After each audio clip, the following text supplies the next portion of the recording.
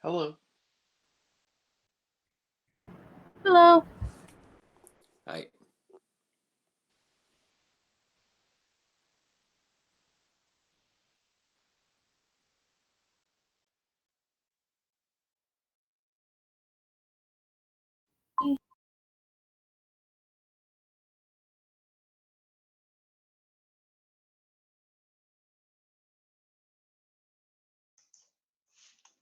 Just making sure everybody's back on here.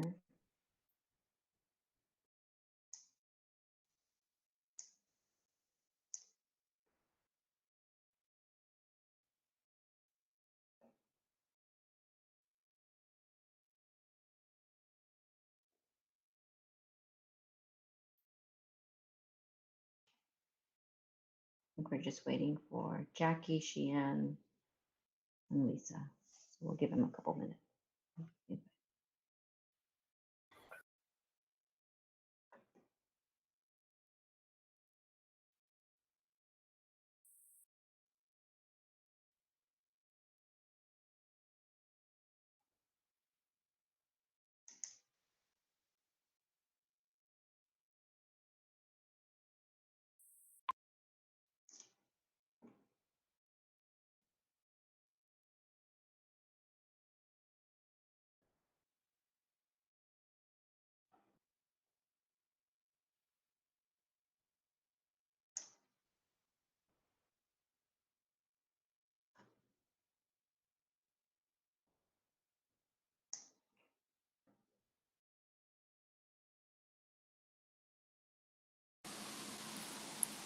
I know it's not real. We're all stuck in our houses or wherever, but I still love seeing everybody on the group view and like all the people I miss being around all the time. So good to see everybody. Good seeing you too, Mark. I'm just waiting for your, I think I'm missing just Yadira, which I don't see yet. I think we're missing Mike too. Oh yeah, Mike. Should probably have him. Oh, that guy. That guy. That guy. Yeah. Forgetting about Mike, Erica. Ah, jeez. How quickly one forgets in COVID. Oh, I like the blue backlights, Danny. That's pretty good. Thanks. They changed colors. I can do. Where's the remote? I could do green. Or.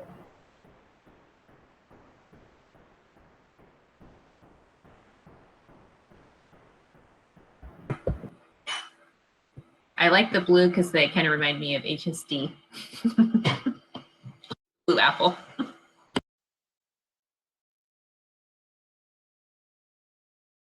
You vote green, Lisa? Do you need a motion for that? There we go. If something to say, if I get angry, I'll just be like. It's mood lighting, so we'll know your mood. Perfect. Start with blue because I'm sad I can't see you guys. All right, everyone is all here. So we are resuming our board meeting. I did want to make an announcement that we do have translators available for people that wish to listen in to our board meeting in Spanish. You can dial in to 669-265-1941 and hit the pound sign. So I'm also going to say it in Spanish, que tenemos servicio de traducción para las personas que quieran escuchar nuestra junta en español. Pueden llamar por teléfono al 669-265-1941 y presionar el signo de número. So for the rest of us that are on here while we're talking, to please, just a reminder to go a little bit slow because we do have the translation services available. Hey, Erica. So with that, go ahead. I was going to ask Rose to just give a brief explanation of the changes that we've made regarding our translation services on these meetings. So Rose has been working on this, and I know Jordan has as well. So Rose, can you give us a quick update? Yes, thanks, Mike. Yes. we have the district translators that will be at these meetings and all future meetings, hopefully, to translate the entire meeting. Practice before was to have them join the board regular session and only join until about a half hour if no one else came, and then they take off. But we're going to have them translate this entire meeting from start to finish, whether anyone logs on or not. And then Justin Airy will do his best to dub that over the top of the board meeting so that our patrons in Spanish can listen to the board meeting translated just like we have always. One other addition, we're going to also, once the board meeting minutes have been approved, we're going to send those to the translators and they're going to translate the minutes in Spanish for our patrons as well. So I'm really excited about those changes. Thank you for that. Okay, so now we will move on to our first item on our agenda, which is award contract for Hillsboro High School fire alarm with Adam Stewart. Hi there. We have, as part of our bond work, we have been trying to upgrade safety systems throughout our district. And one of the things that came up after the fact at Hill High was that the fire suppression or the fire system was not adequate. So we put together an RFP to bring that up to our standard. And about the time we put the bid out or put the project out on the street, we realized that the fire panel in that building also needs to be upgraded. So what you have tonight is an award for both the fire panel and the fire system. And this will bring Hill High up to the same standard that we have in the rest of our buildings. So happy to answer any questions.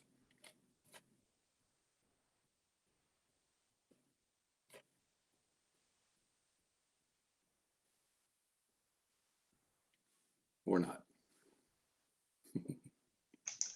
If there are no questions, then I will look for a motion.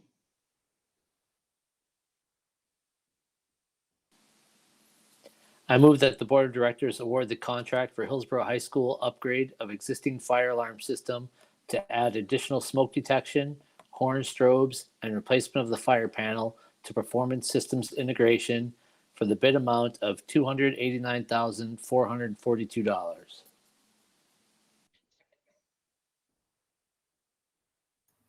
Second. Okay, so it was moved by Mark and seconded by Jackie is what I heard. Is there any further discussion? Okay, seeing no further discussion, all those in favor, please signify by voting aye or yes in the chat, please.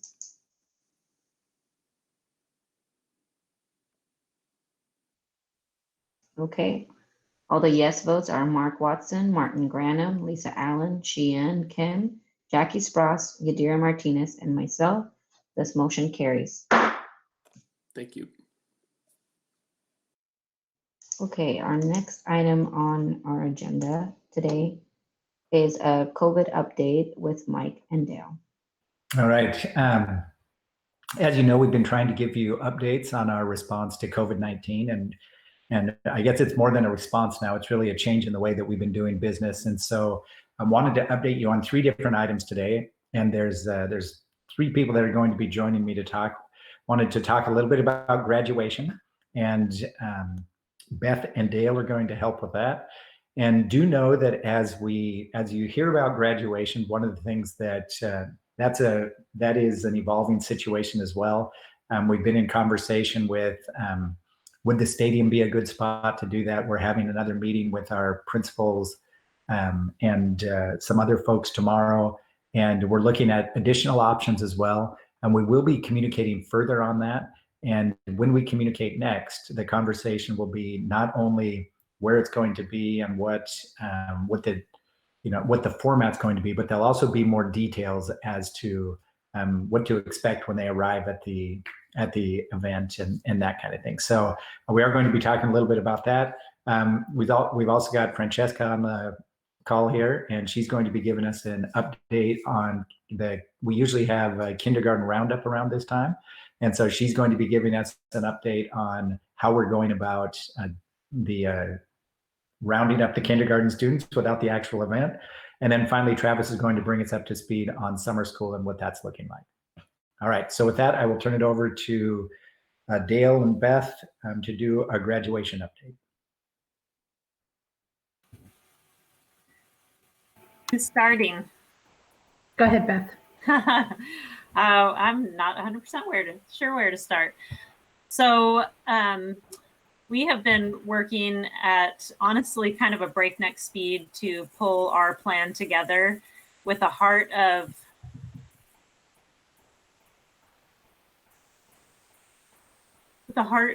service to our students and to our community. I'm sorry. We just want it to be as special as possible, given the extreme circumstances that we're in. And anytime you have to plan something so big that's so different so quickly, it can have its challenges.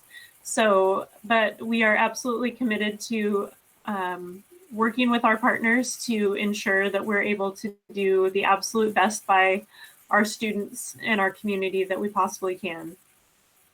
We released our plan to students and families last Friday, and that outlined the various things that we are doing to celebrate our students. Of course, the center point of that being our graduation, where our intent is to allow for kind of a hybrid situation where a small number of family members are able to actually witness their student walk across the stage and get their diploma cover.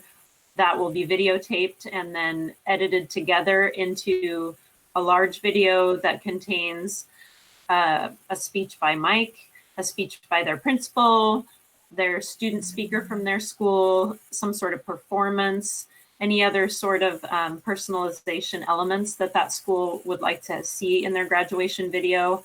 And those will all be edited together into complete videos that will then be posted on our website and available for families to download if they would like to do so.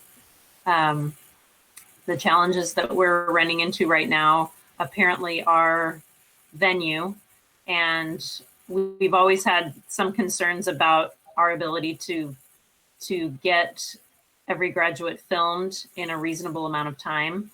So we're just trying our hardest to make sure that we have the most streamlined process possible that allows us to get graduates through, that doesn't make them feel like they're being overly rushed, but at the same time gets them in and out so that we can move on to other students and hopefully, complete those filming elements in, no more than 12 hours per comprehensive high school, even though common sense would tell us it might take more like 15 or 17 hours, but we're really going to try to get that into 12 hours per comprehensive and allow some makeup time, and also, of course, do HOA, Miller, and community transition services. So we're on it and pulling out all the stops. And I would just add that, as you probably know, Mike and a team of us met with our student reps last week, and we're able to hear from them about what their priorities were. We had the student body presidents from our comprehensive high schools, and then a student representative from HOA and one from Miller brainstorm with us. And what was great about those conversations is really just to hear the kids want to celebrate together and celebrate with their friends, and to have that opportunity to just have their moment in the spotlight. So that's really been driving a lot of our plans. We know that our neighboring districts, some of them are waiting until July or August, and we entertain those ideas with our students, but they really felt like being able to honor all of our students in June, because sometimes we have kids that go off to military or missions or colleges early, and being able to really have their class together and then potentially do something in August was really a priority. So we're leaning on their advice and their wishes, because this is their day and their celebration. Back at the school level, just a gigantic shout out to the teachers and the administrative teams and the senior AP that leads, which in our schools would be Kelly Cox, Joe Painter, Celia Murray, Julie Casper, and then of course Linda and Tiffany for HOA and Miller. It is a heavy lift, as many of you know, trying to get your senior through their senior year. And if you imagine having 350 plus, it's an even bigger lift, especially when they're not in your house. So it's just been a group effort. And I think this is kind of the epitome of all of our work around knowing our kids by name, strength, and need. And just the high schools being able to say, this student just has one incomplete, and we're going to support them and make sure that they all get across the stage. That's their goal, is to be able to connect with their kids and make sure every single one of them that can make it is able to finish those incompletes if they have any, so that they too can join the celebration with their classmates. Last week, our hotspots came in, and that's been kind of a turning point for quite a few kids, because they now have a consistent connection with their teachers. And so every week I'm checking in with those 4 in the comprehensive high school principals and just cheering for them. And they're doing a great job sharing ideas and just working student by student to support them in their success. So we're excited for our graduates coming up, and Beth has been doing an incredible amount of work, and also want to thank her for her leadership on this. We have a couple of questions on our chat here.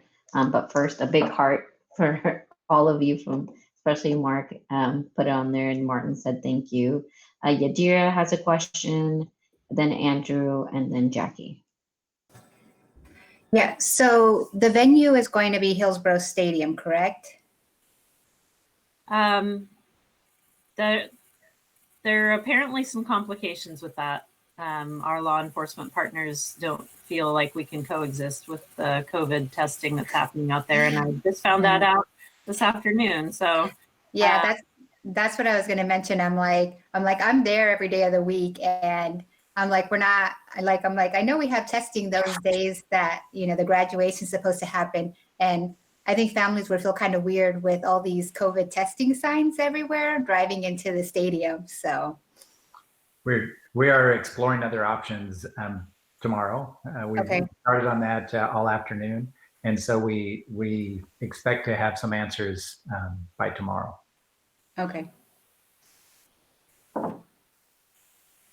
Andrew? I just wanted to say that we are all really grateful that we're still getting an opportunity to do something. Given all of the circumstances and whatnot, having the second best option is really heartening to have. We all really appreciate the work that's been put in towards having some sort of ceremony that allows us to celebrate our accomplishment while still maintaining social distancing.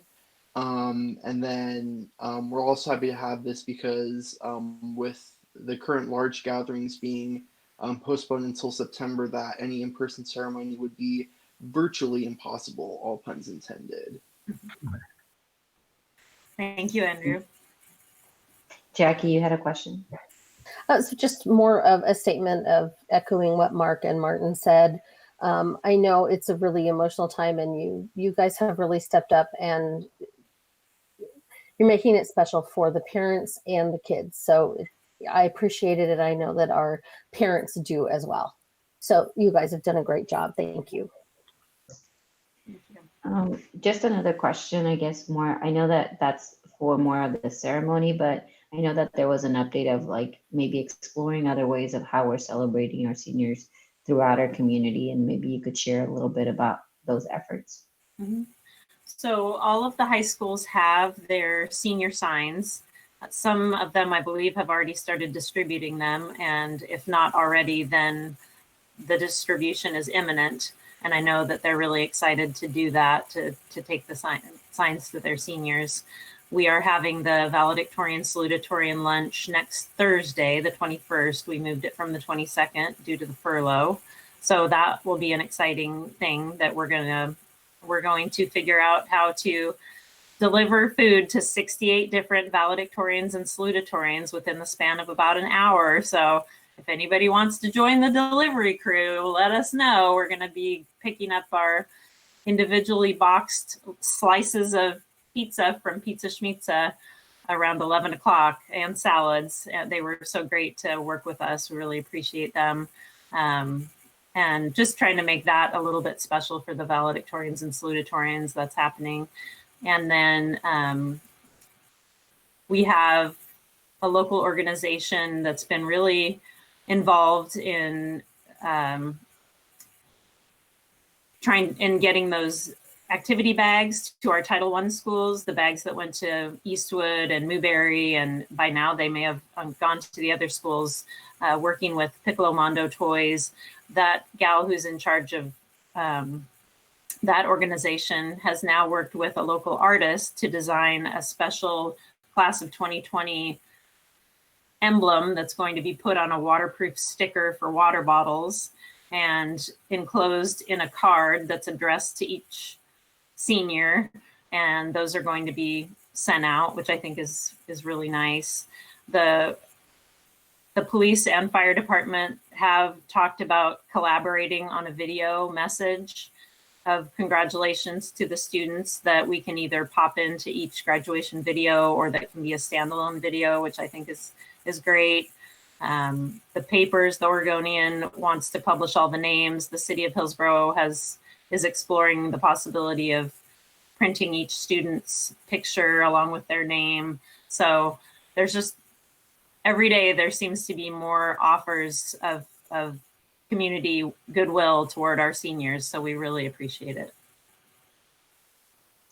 And thank you, And Beth and Dale. HSD Festival is next week, which is great. So we're working on the mascot challenge right now with Barley from the Hops. That'll be fun. And we've got a really cool art gallery that we'll put up next week, and an interview between Mike and a Hill High student who wrote a song about this COVID experience. That'll kind of kick off our week, and lots of other activities. So we're excited. Thank you, Beth. Thank you, Dale. I know that there's so many things going on, and I just am so appreciative of you both and the district organizing all of that. But because even if it's, people volunteering to do things or offer things, you still have to coordinate that and make sure that it gets, delivered or scheduled. And just thank you for kind of wrangling all those resources and goodwill from our community. Thank you. Anybody else have any other comments? Okay. All right, with that, we were going to add something to Francesca to talk about Kinder Roundup, so to speak. Kinder orientation. Typically, we have a HSD kinder orientation at 2 of our locations, and we do north side and south side. That wasn't able to happen. And typically, our individual elementary schools has a kinder orientation where students are able to come in and meet their potential new teacher for the upcoming year. And living in this virtual world, what we worked as a team to create is a virtual kinder orientation. And so with that, the main thing when we're talking about kinder is making sure that all of our students are located. So we have several levels of communication that will start to roll out with our community next Monday. It'll go out in hot news. We have flyers that are currently being printed, and they're going to be inserted in all of our lunch bags for distribution when kids come to pick up their lunch. We have it, Beth has parts of the flyer, and they're going to be able to put it out through all of our social media. Principals will be locating somewhere in their newsletter or on their reader board to get that information out. And we have creating a website, and what is going to happen is on the week of the 25th through the 28th, it's going to be Kinder Orientation Week. And that way it allowed people to know that this is the week when Kinder Orientation is going to be. few schools have already done their kinder orientation, but what we have them do is record it so that they can be embedded in the actual website too. And on this website, we're going to have each of the schools will have their typical presentation with some sort of video and an optional time throughout that week where parents can call in for either a Zoom or a Google Meet to ask their questions. Then there'll be another tab that has all of our departments. So transportation, nutrition services, dual language, they're all creating their videos right now and their presentations so that a parent can come and find more technical specialties for their child. And then the third tab is going to be community resources. And so I've been working real closely with Olga's team to get other information that they, for our transitions, or students that are transitioning maybe out of preschool Head Start or one of our community action preschools, and how to transition them, but also as a place for our youngest students and their families to have access to anything that we need going on during this time. So this website, principals are currently working on their presentations. The websites will launch, should be ready to go on the 20th. They'll launch the 25th, and everybody will have one-stop shopping to come and find out about their school with the option of having live virtual conversations. And unknowing what we're coming back to, we're all working on our plans, but coming back to in the fall, this can serve as on another level too. If we come back in the fall and we're new to the district, these websites will allow people the opportunity to get to know the school and get to know just different things and elements about HSD, but the school in particular. So we're really excited. Thank you, Francesca. Are there any questions about this? Our kinder fairs are awesome, by the way. Another thing we really miss. All right, the last thing we wanted to get you an update around was just our summer programming. There's been a lot of questions as to what's going to happen with summer instruction, and are we going to be able to gather at least in small groups? And so wanted to give Travis an opportunity to talk to you and give you an update around that. Yeah, thank you, Mike. Good afternoon, everybody. The teams start working on summer programs in January, and since that time, a lot has been up in the air, and we've been learning about what might be possible. And we stay optimistic that perhaps July is the time that we can do something where we bring small groups of students in to learn in person. The two biggest programs that we've been talking about are our extended school year, ESY, for students who are experiencing disabilities, and our migrant summer school and bilingual program summer school. We serve over 1,000 kids in those programs, and we have several other programs. We're working together as a team at this point to track what we're allowed to do and how to strategize logistics for our programs this summer. We are looking at July as a start date, believing that things might change and we might be reopening more come July. We're looking at two plans. Plan A would be being equipped to deliver everything virtually or do distance learning for our summer programs to the best of our ability.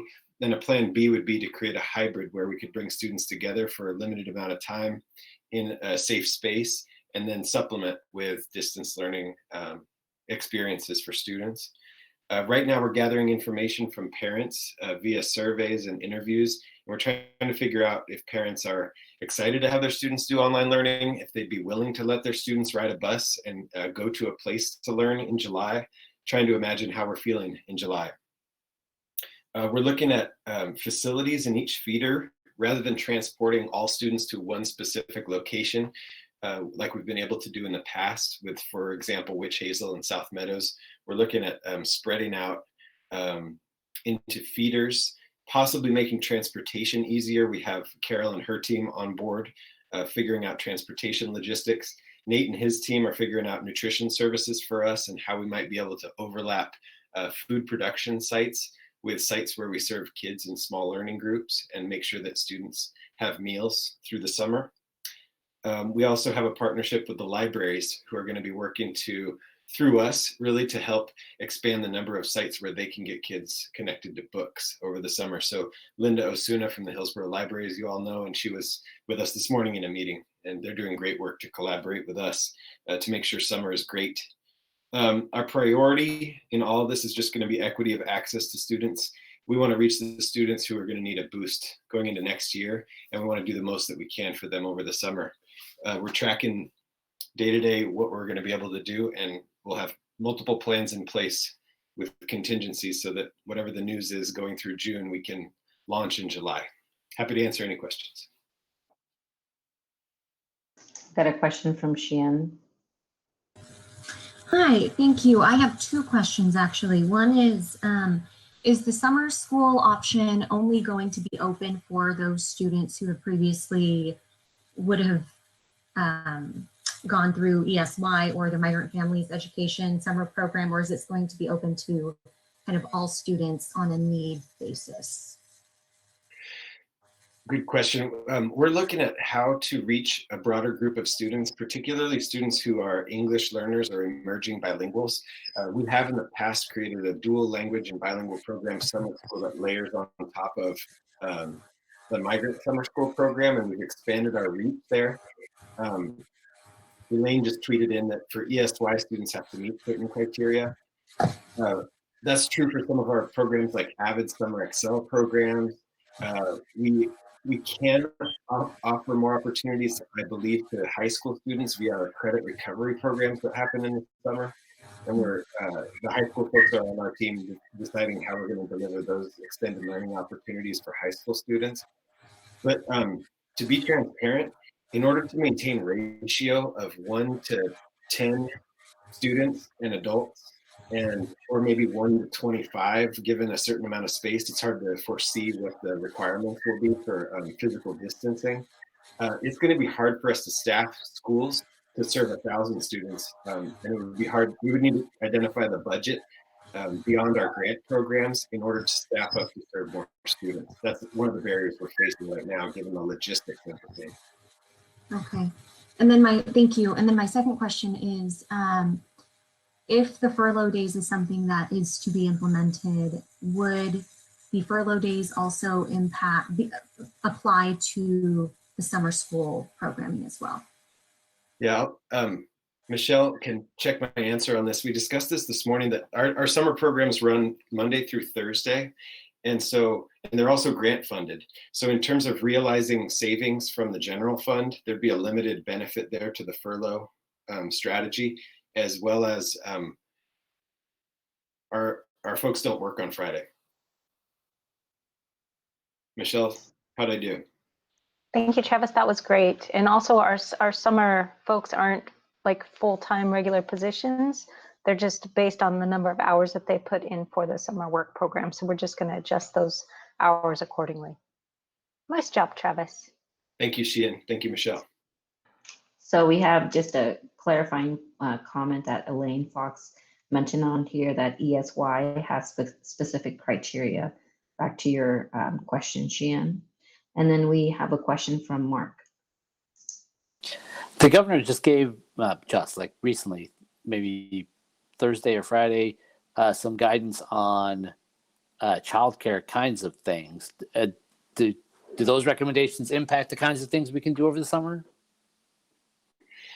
They do, and without getting into it too deeply, we have some recent experience running a childcare for first responders and critical service providers in our community. And Ryan Petrick and Kelly Purdy deserve a lot of credit for what they've been able to accomplish at Century High School. We've talked about the fact that we are convening learning groups at Century High School, and what would our status be if we decided to especially serve some of our most vulnerable students in a care facility that doubles as summer school for us. So we don't know what the boundaries are there, and we're waiting to see what the state gives us in terms of guidance for summer school and how that might intersect with care facility requirements. We've also been told that we will receive additional guidance on a variety of topics this coming Friday. So we expect to have more information on several things this Friday. Thank you, Mark. So we are still on our, just a note, we are still on our work session for a lot of our budget committee members that are joining us. We just have a couple items to wrap up.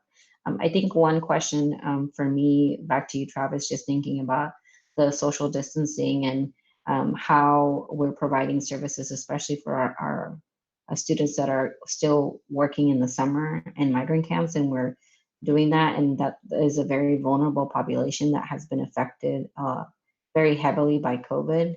And so just looking at our own, safety and healthy procedures to ensure that our students, if that is something that we are able to provide, how do we plan around that to maintain their safety? I appreciate that. And we had a conversation this morning about their safety and access, especially in our camps where students may or may not have access to the Chromebooks and wireless to do the distance part of a hybrid scenario. So I appreciate that. Our library folks, our nutrition services folks, and transportation folks were all sharing this morning how concerned they are about reaching kids and making sure that all students have access, especially those that are moving around for summer work. Thank you, Travis. Thank you. Any other further questions? Or do we have any more on this topic, Mike? Okay. Nope, that is everything we had. Okay, so we are going to move on to our next item on our agenda, which is our calendar update with Kana. Oh, I'm sorry, Kana, before you go, I just had Yadira pop up real quick. Do you want to have Yeah, I just have a comment. So one of the I guess one of the strategies that we can use to help reaching the migrant families, especially Virginia Garcia, is starting to go out to the camps May 18th. So I don't know if somehow we can get them like maybe a flyer or something. They're already there to hand out to families while they're there about Chromebooks and Wi-Fi and stuff. So kind of using our partners to help spread the message, especially since they're going to start seeing patients there. I love that idea, Yadira. Thank you for sharing that. I'll pass that along to the team, and to the library. What was that? I will pass that along to the team from HSD as well as the library. They are going to be deploying resources to camps as well. So thank you for that offer. We should definitely be promoting each other, and we'd be happy to promote the services of Virginia Garcia as well. Yeah. So I think May 18th is the first date that we're set to be there at one of the camps. Got it. Thank you very much. Okay, so now we'll move on to Kana with the calendar update. All right, thank you so much. All right, good evening, school board members and community members. And tonight we're here to talk about an updated version to the 2019-20 calendar. I have been kind of joking with you all along that I keep presenting new calendars to you to look at and adjust. And so tonight, Kelly, if it's possible for you to make it a little bit bigger and focus in on May and June, if that's possible, so people can see that. So tonight, I'd like to present the updated calendar for the 2019-20 school year that includes 5 furlough budget reduction days starting on Friday, May 15th through Friday, June 12th. And this decision is based on the need to make budget reductions for this current school year. One of the things that we've been anchoring back in as we made these decisions around the calendar and making changes due to the budget reductions that we're looking at in the future is if we have resources that we save now in our current school year, then we'll have we'll be better able to serve our students when classes resume in the 2021 school year. And these furlough days have been implemented using the work share program and Federal CARES Act dollars, which requires 20% of a reduction to the hours of each week for staff. And I would just like to take a moment to thank our classified and licensed unions who've been a part of the conversations that we've had in regards to proposing this new calendar and the calendar changes. And this evening and today, our licensed union took the proposed calendar that we had with the 5 reduction days to a vote. as a part of their bargaining agreement, which requires them to vote and get member input on that. And so they have approved that change through that vote. And so that would move the last day of school from June 11th to June 10th for students. And then it would have our licensed staff end on June 11th, with June 12th being a budget reduction furlough day. And then it would allow our classified staff, depending on their work calendar, to finish on either June 11th or have a furlough day on June 11th or June 12th. And so we just wanted to present that before you today. And I wanted to give you a chance to ask any questions. Oh, one last thing is that also the inclement weather days will not be made up this year on that. So we wanted to make that indication for our community as well. We wanted to get this out as soon as possible, but there were a lot of steps that we were taking along the way to make these decisions, and some of the new information that we've learned around WorkShare within the last few weeks has also been a part of our process as well. I'm going to open it up to any questions from the board.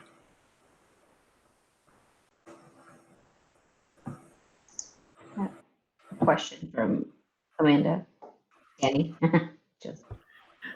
I just wanted, it's just a clarification that we will not be making up the 5 days we missed with the extended spring break. That is correct. We would not be making up the 5 days. Perfect. Thank you. And Andrew, you also had a comment? Yeah, I think this is either like the first year or the second year that I've been in the district when we have not had to make up inclement weather days. Obviously due to other factors affecting the overall climate. But it is nice that knowing that we didn't have to make up any inclement weather days this year. Okay, Andrew. If there Sheehan has a question, comment. Yeah, so thank you, Kana. Just as a point of clarification, for us moving to approve the amended calendar for the 2019-2020 calendar year, does that mean we would be approving of the furlough days and kind of everything with the WorkShare and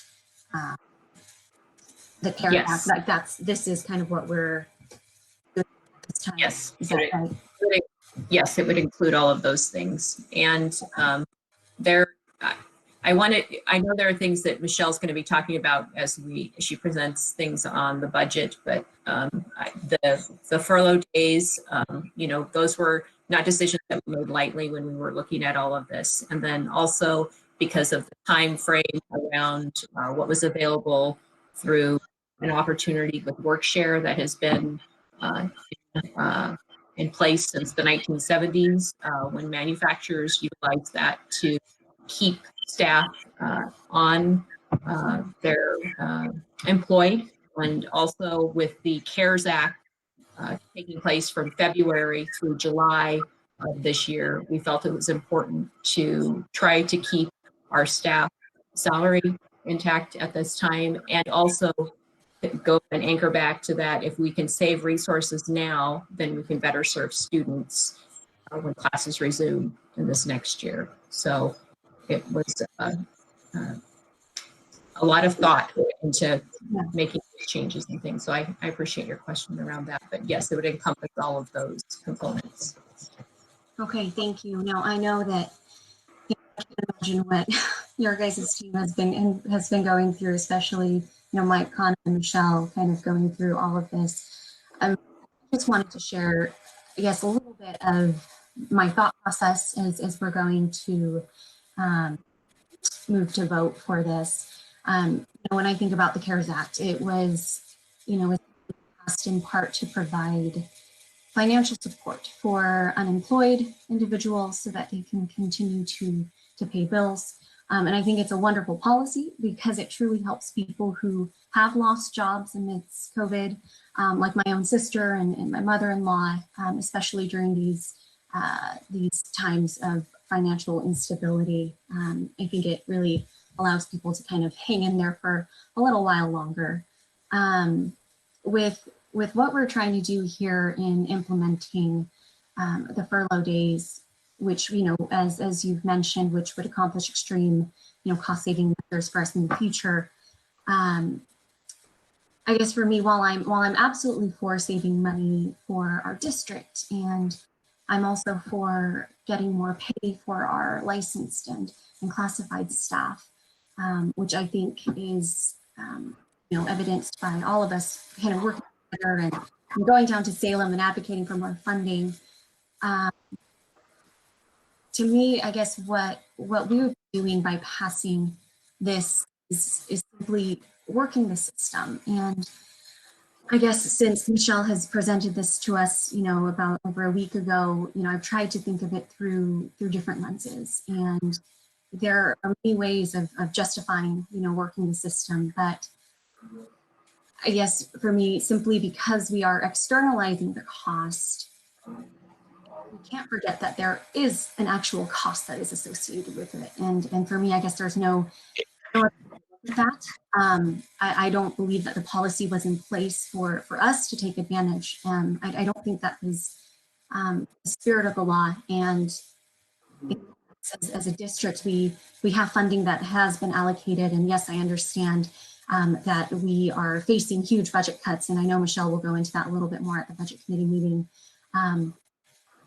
For me, by doing this, I don't think it sets us up successfully for the future, but instead just sets a bad precedent moving forward. And so I guess, you know, as I reflect on, you know, just HSD's mission and for us to engage and challenge all learners to reach your academic excellence, you know, that's, you know, why I joined the board. That's, you know, one thing that we want to strive for is excellence, and so that we can teach our students to real benefit of doing what's right and not really taking the easy way out.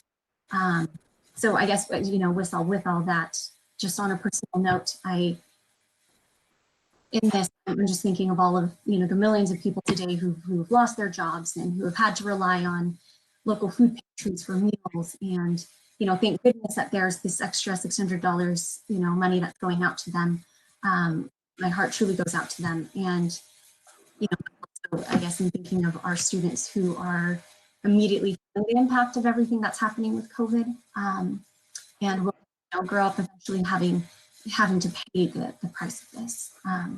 So I know that just a lot of thoughts going on. I wanted to share a little bit of my thought process, and I really appreciate just the time and thoughtfulness that's been put into this. I want to make sure that we're doing it the right way. Thank you, Sheehan, for sharing your thoughts. We also have a comment by Lisa. Thanks. Yeah, I felt the need to chime in after those comments. I think it's important that we bear in mind when we're looking at the economic outlook of our state and the likely changes to our funding that we know are coming. You know, we're not talking about a very small impact fiscally to our district. We're talking about something that may almost be unprecedented, even considering, you know, the recession that we had quite a while ago. And so I just think it's important that we're very careful with our language and the words that we use. We are using a system that was intended to save jobs, which is precisely what we're using it for. And so I just think we should be very careful and make sure that we keep that in mind. We are trying our best to keep our employees whole and make sure that we are not having to cut unnecessarily from people's livelihood, like so many other industries have had to do. So those are my comments. Thanks. Thank you, Lisa. We have a question from Mark and then a question from Jackie. Yeah, more of a comment, I guess. I'm just using the question button for everything. It's the easiest thing to tap. it feels like to me that I wouldn't characterize things in that particular way either. I agree that Lisa's point on being careful with our language. I see it as Workshare has been around since the 70s. That the first thing we're doing is implementing a program that's been around since the 70s to do exactly what it's intended to do for when you want to keep an employee on staff, not have them. So, one of the consequences or one of the portions of unemployment, general unemployment, is you have to declare, I look for work this week. I applied at these places. I did not turn down any work. And Workshare is different from that. You don't want people looking for work, just saying, we would like you to only work a portion of your normal schedule this week. And so we're doing that. The CARES Act then is supplementing that with the separate $600. So the Workshare is not us using the Workshare program is not contingent or dependent on Workshare or on the CARES Act. The CARES Act is an additional federal program that's providing relief to people who are financially impacted by the COVID-19 crisis. And I would be reluctant to say that you could find anybody who hasn't been negatively impacted by the effect of the COVID crisis. So just from my perspective, it feels like we're using the systems in place exactly as the way they're intended, and I'm very comfortable with what the district is doing. Thank you, Mark. And I know this is a topic that we were going to discuss further, but seeing how we're kind of diving into, I'm just going to have Jackie has a question or comment, and so does Martin. So we'll go with Jackie and then Martin. Mine is a question, and if we were to not approve this calendar, if I remember correctly, it was put into, what would we have to cut in the fall? And if I remember correctly, it was something like, I don't want to say what it was because I could be completely wrong. But it was a certain number of teachers and a certain number of days if we don't make this decision tonight. Can you clarify? I know that Mike was the one that had said that. I just can't. Well, a day is $850, right? And we're getting 5 of them. Right. Because the CARES Act is federal funds, and I think federal funds should support public education. But I'm just curious as to these 5 days that we're saving is in essence going to save us class size and teachers and days in the fall. So I just want to make sure go ahead, Mike. Well, we're in the process of still putting together models and scenarios for the various funding levels. But I can tell you that this amount of money equates to 35 or 40 teachers. It equates to about 4 or 5 days. Okay, so that's what I was looking for. Yeah, correct. Okay. Thank you, Jackie. Martin. Thank you, Madam Chair. I just want to commend all my colleagues for having their voice heard on this, and that's a courageous thing to do, to speak up and speak your mind, and I applaud that. And so, since we're having a broader discussion, I'll just share my assessment. In my reading of the tea leaves, it's no mistake that these programs are available to us. They were designed for this purpose. So I'm very comfortable taking advantage of the opportunities that they present. And if you look at this thing more strategically, I think we're all hoping for a V-shaped recovery where we go down, hit bottom, and then quickly come back up. So if that is indeed how this plays out, then anything we can do in the short term to protect our budget dollars is really going to bridge this critical gap that the state is experiencing in the state school fund. So I am completely on board with using the programs in this way, and I think it's a very good fit with what I hope is our short-term cash needs as a school district.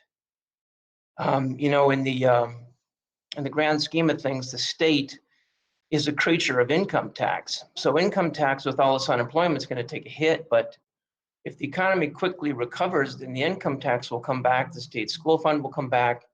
This should be a one-time bad deal for us. So, I think it's appropriate to use this money. And then sort of philosophically, if it's something that we can do, I believe it's almost a mandate to do it, since it's within our ability to do it. I concur that this is going to save jobs, and hopefully it saves jobs in the long term, not just in the short term. So I commend everybody for having their voice heard, and just wanted to share with you my assessment. Thank you. Thank you, Martin. And Yadira, you also had a comment? Yeah, so I'm just gonna echo what other board members are saying. I feel completely comfortable making this decision. For me, I would have a more difficult time explaining to parents, if we didn't do these cost-saving measures, why we didn't, especially when it would mean less teachers in the fall and more crowded classrooms. So I think we have a responsibility to look at all ways to conserve funds from this year and place them into next year. That's all. Thank you, Yadira. Mark, you had one more question? Sorry, yeah, just to amplify Martin's point, I appreciate the perspectives of every one of my colleagues, and I don't think everyone needs to agree on every item. And but I appreciate that when we take a substantial vote like this, we all get a sort of chance to explain our perspectives and where we're coming from. And I very much appreciate the perspectives of all my colleagues. So thanks for speaking out.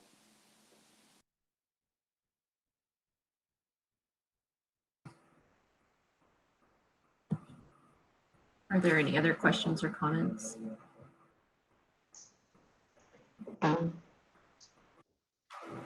So I'm looking for a Thank you for your motion if there are. I move that the Board of Directors approve the amended 2019-2020 calendar. Second. So it has been moved by Martin and seconded by Mark. Is there any further discussion? Okay. I just wanted to add to everyone's point that I also just am very thankful for all the different points of views that are expressed, and that we are not a group that is a single-minded but have different opinions, and that reflect our community and the thought and process that goes into all of our decisions. We want to make sure that we are hearing all those different views and perspectives. And just like with what we're doing with COVID and trying, I think, to flatten the curve in the beginning, our job now is kind of to flatten that dip, economic dip that is going to be happening. And this is one strategy for us as a district that we can do that. So with that, if you could signal by saying aye or yes, or typing it in the chat so I can read off the votes.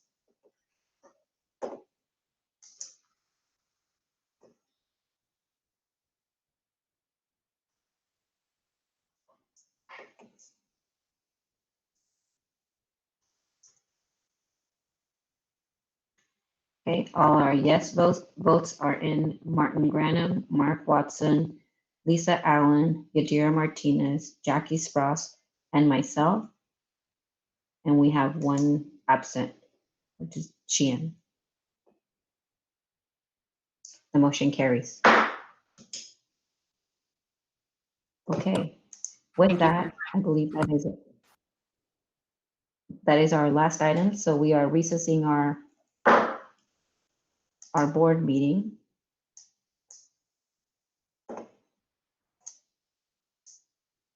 A point of clarification from Lisa, thank you, that I only asked for yes votes. If anybody wants to vote no, please signal by saying no on the chat as well. Clarifying that point, Rose, if you can add that. So we have 6 yeses, 1 no. Thank you. Okay, so with that, we're going to recess our board meeting and we're going to enter our budget committee meeting.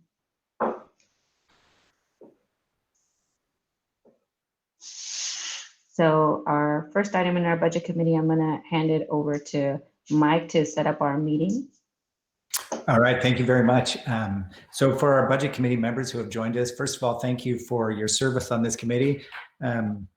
You've picked a heck of a year to serve in this capacity.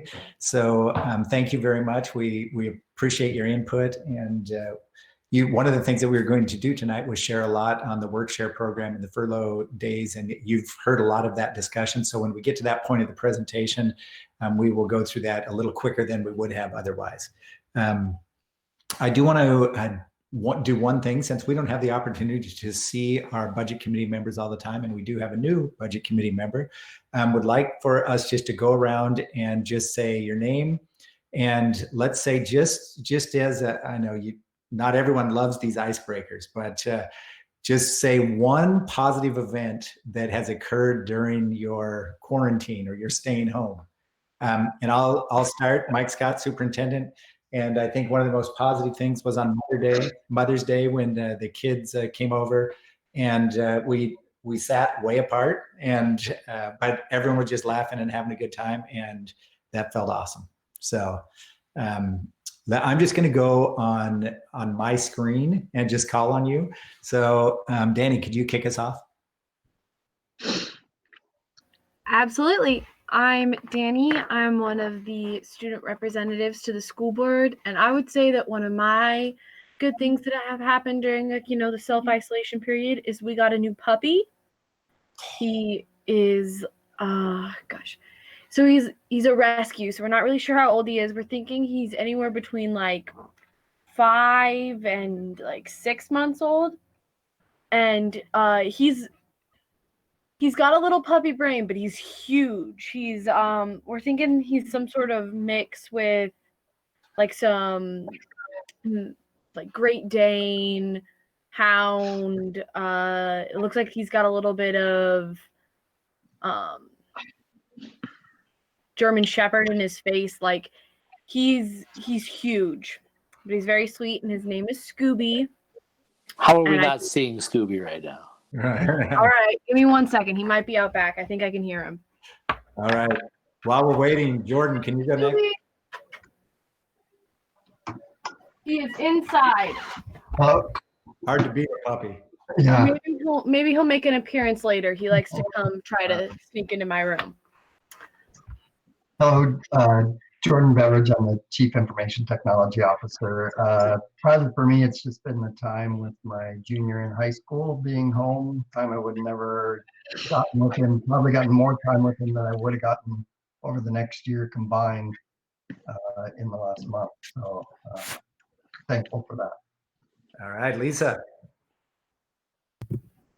Okay, did it work? Okay, Lisa Allen, board member. I would say for me, not having the commute on either end of the day has been a real positive. I've been able to do more exercise, so exercising in the morning and then walks with my kids at lunchtime, which we could never do when we were in different places. So that would be my positive. Thank you. Monica. Hello, my name is Monica. I'm the new member for the budget committee. I am very grateful that I can spend more time with my kids. We are a very busy family. All the evenings we used to go to one activity after another one, and it was that our routine.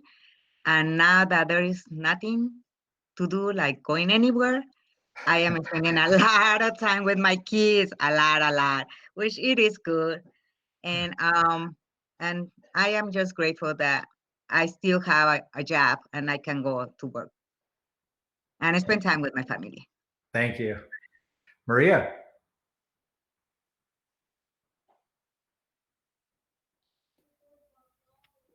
Okay. Hi, my name is Maria. I am student board representative. And one of the most positive things that I've learned during this time is that I've discovered cooking skills. I've been cooking for my family, and I've actually impressed by what I've been making. So that's probably my happiest moment during this time. All right, thank you. Beth. I'll say that, my name is Beth Grazer. I'm the Chief Communications Officer, and a highlight for me was getting my bedroom repainted. Nice. Andrew? I'm Andrew, student rep from Glencoe, and the one main thing that is positive that's come out of all of this is that I've started taking my cat out on walks about every day. We have a leash and harness for her, and we've now trained her to be comfortable with having them on. And usually we just walk around in our front lawn, but sometimes she likes to go further beyond, and we've gone her about 5 houses down on the sidewalk. Okay. All right, Erica. I would say kind of this, the same thing that Maria said, just not that I discovered cooking, but that I get to cook more and save more money on eating out. So that's one thing that has been good. And the other is like working outside when it's nice and sunny, working on your laptop outside, which is so nice. All right, thank you. Mark. Is that me or Martin? Sorry. Mark, you. Okay, sorry. Yeah. So I had a reunion Zoom with about 15 of my high school friends, happy hour Zoom with about 15 of my high school friends that I haven't seen in forever, to cheer up my mom, who is all alone in Tucson by herself. And the happy hour went about 7 hours. Wow. So it's pretty good. Thank you. Rose? I have loved spending time with my 3 kids because the 2 of them are normally gone at college. I'm supporting lots of local businesses by eating out all the time, and love being with my dogs. And I'm also just happy to say that I have a job, and that I'm doing well, and things are good. And I've also started mowing the lawn, which is a really good workout. I recommend it. All right. Sheehan.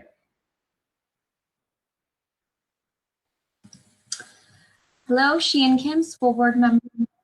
One of my favorite things also, I picked up a new skill, gardening. We've been picking our own lettuce and eating our own, salads. And so it's been great. And I used to be a person who used to kill succulents. And so this has been a huge improvement for me. All right. Martin. Well, good evening, everybody. My name is Martin Granum, Hillsboro board member and proud employee of Washington County. A great employer, taking care of its employees in this crisis, and I'm grateful. Not a whole lot positive come out of this situation, in my opinion, but the most positive has I've improved my skills with technology, and that's a good thing for an old guy like me. And I've been surprised at how effective the technology can be. Like, this has been a great board meeting. We've come a long way as a board and technology, and I'm grateful to Rose and Jordan and all the others who really have brought us to this point, because this is an effective board meeting. And Monica, I just wanted to say a special welcome to you. I look forward to being your colleague on the budget committee and doing amazing work for the community. And it's good to be back as a budget committee. Thank you. All right, Kevin.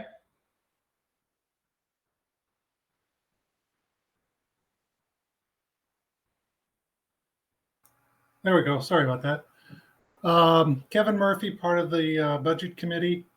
Boy, I'd say the couple good things that have come out of this is, one, I get a hot shower in the morning now. I'm not the last one in the shower, so I'm the first one in the shower, so I can get a nice hot shower in the morning, which is always really good. And the second piece is that I haven't been quarantined. I mean, I go to work every morning and go to the office and get to actually interact with other people. So that's been a positive thing to keep my mental attitude in a very good place. All right, thank you. Fran?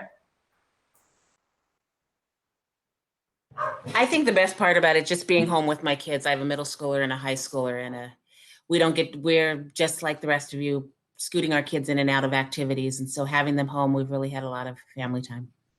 Thank you. Casey? Well, not too much on the positive side, I guess, that I don't have to sit out in the rain at my middle schooler's track meets. Hi, I'm Audrey Neville, Executive Director of Schools. Positive, just I would say spending time with family and tackling some of those projects that have been sitting in my garage for maybe 4 or 5 or 6 years, and I'm finally taking care of them. Thank you. Elaine. Hi, I'm Elaine. I'm Executive Director of Student Services. And I would say the most positive thing for me has been just spending the extra family time and not running around so much. My kids are really involved in sports and they don't have those right now. So we just kind of hang out. We do board games, we do card games, we do stuff that we don't usually ever take the time to do. So that's been really fun. Thank you. Chris. Yeah, Chris Clark, budget committee member. I have 2 kids in the district, 1st and 3rd grade. I would say positive thing is for the last couple months, I've seen more people out active than I've ever seen in my life. Sure. I'll be miles away from many homes out in the middle of the country on my bike and I'll see people walking, which is shocking. But it's been awesome to see how active people have been and getting out. And I think that's a positive thing that I hope kind of sticks afterwards. Thank you. Jackie? Let's see, positive things. Well, I'm thankful that I am able to work from home, thanks to technology, and naps during the day. Yeah, I'm gonna go with naps. Sorry, I like to sleep. All right, Dale. Hello, I'm Dale Spitzer. I'm Assistant Superintendent of Schools. And I would say my daughter, who's 17, is an incredible cook. And so I have had the opportunity to be her sous chef over the last couple months, which also benefits my palate. So it's been a good time. Thank you. Jeff. Jeff Jones, I'm the business manager, and we had a pretty exciting day yesterday as my youngest daughter turned 3. So we had a scavenger hunt birthday party in quarantine where she went around the house finding her presents throughout the day. Okay. With help from her big sister. Thank you. Kana. I would say Connolly Williams, Chief Human Resources Officer, and I would say the positive thing is I've been a part of this great Corona baking contest each week with folks, and we have different themes. And so last time I won first place because I made homemade pasta, and it was my first time I made homemade ravioli. So that was with my son, which was really awesome. Thank you. Kim. Kim Strelchin, Budget Committee. My husband figured out how we can play Jackbox games with my daughter in Philadelphia, so we can hear her and see her at the same time while all playing a virtual game, and that's the best. Very good. All right, Michael.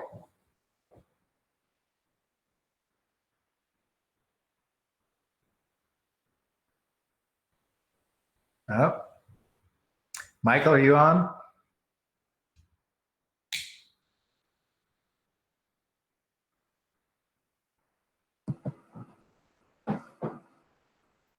There we go.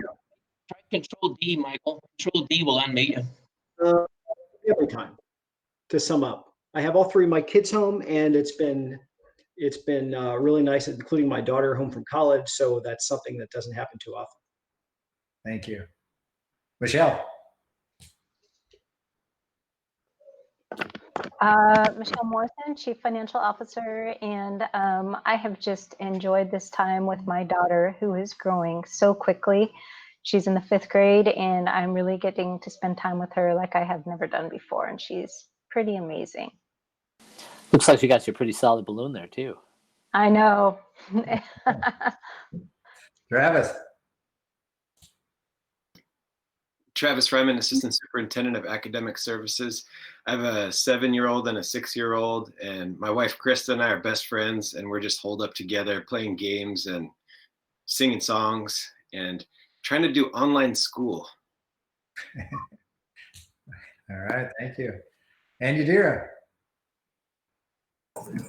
Yadira Martinez, board member. So for me, it's spending more time with family, but also seeing the way my family's kind of working together to get through this. So my older sons are cooking.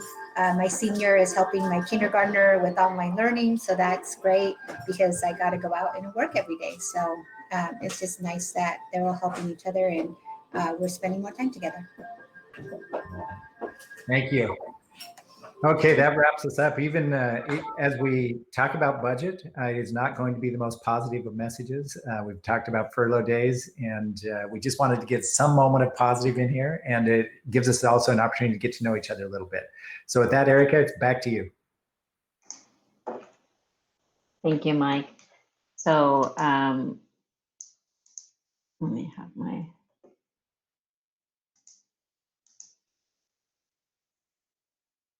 forgot to say that I'm Erica Lopez and board chair during our little introduction.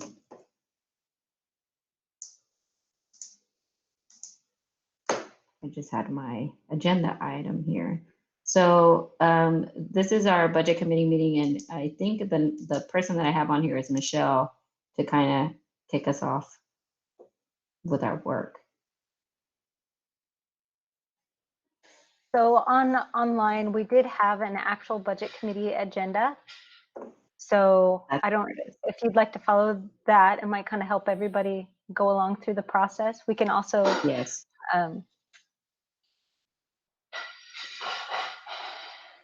I am looking for that because I was on our folders. I can't find it. It's on, here, I will. Sorry if I'm. It's in our, Let me just pull it up real quick. It's page 6 of the packet. Ah, oh, okay. Sorry, everyone. I had our different agenda and then this one here. Okay, so our first item of business is we are going to do our flag salute. And we have a flag that we put up on our screen that we can all look at.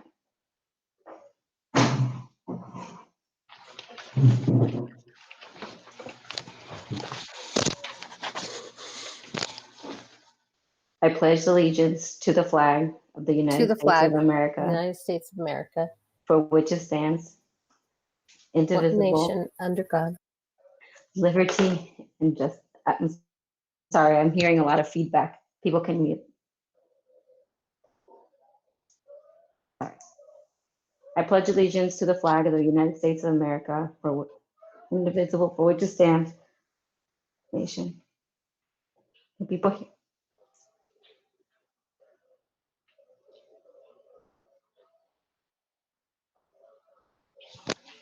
Indivisible, liberty and justice for all. I'm sorry, I was getting a lot of feedback from other mics on here. But thank you everyone for bearing with us with our virtual meeting technology.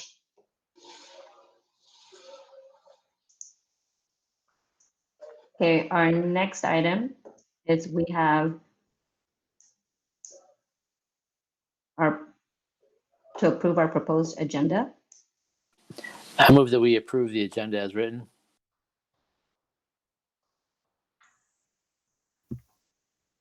Second. So it has been moved by Mark and seconded by Yadira. Is there any further discussion? I think I have. Okay. No. See no discussion. All those in favor signal by voting yes in the chat room.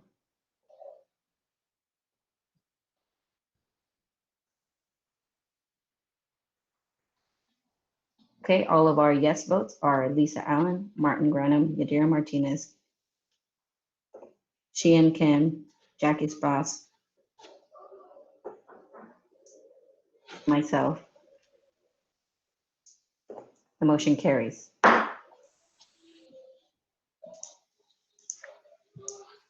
Our next item is committee responsibilities and roles and processes with Michelle Morrison. Great, Erica, thank you.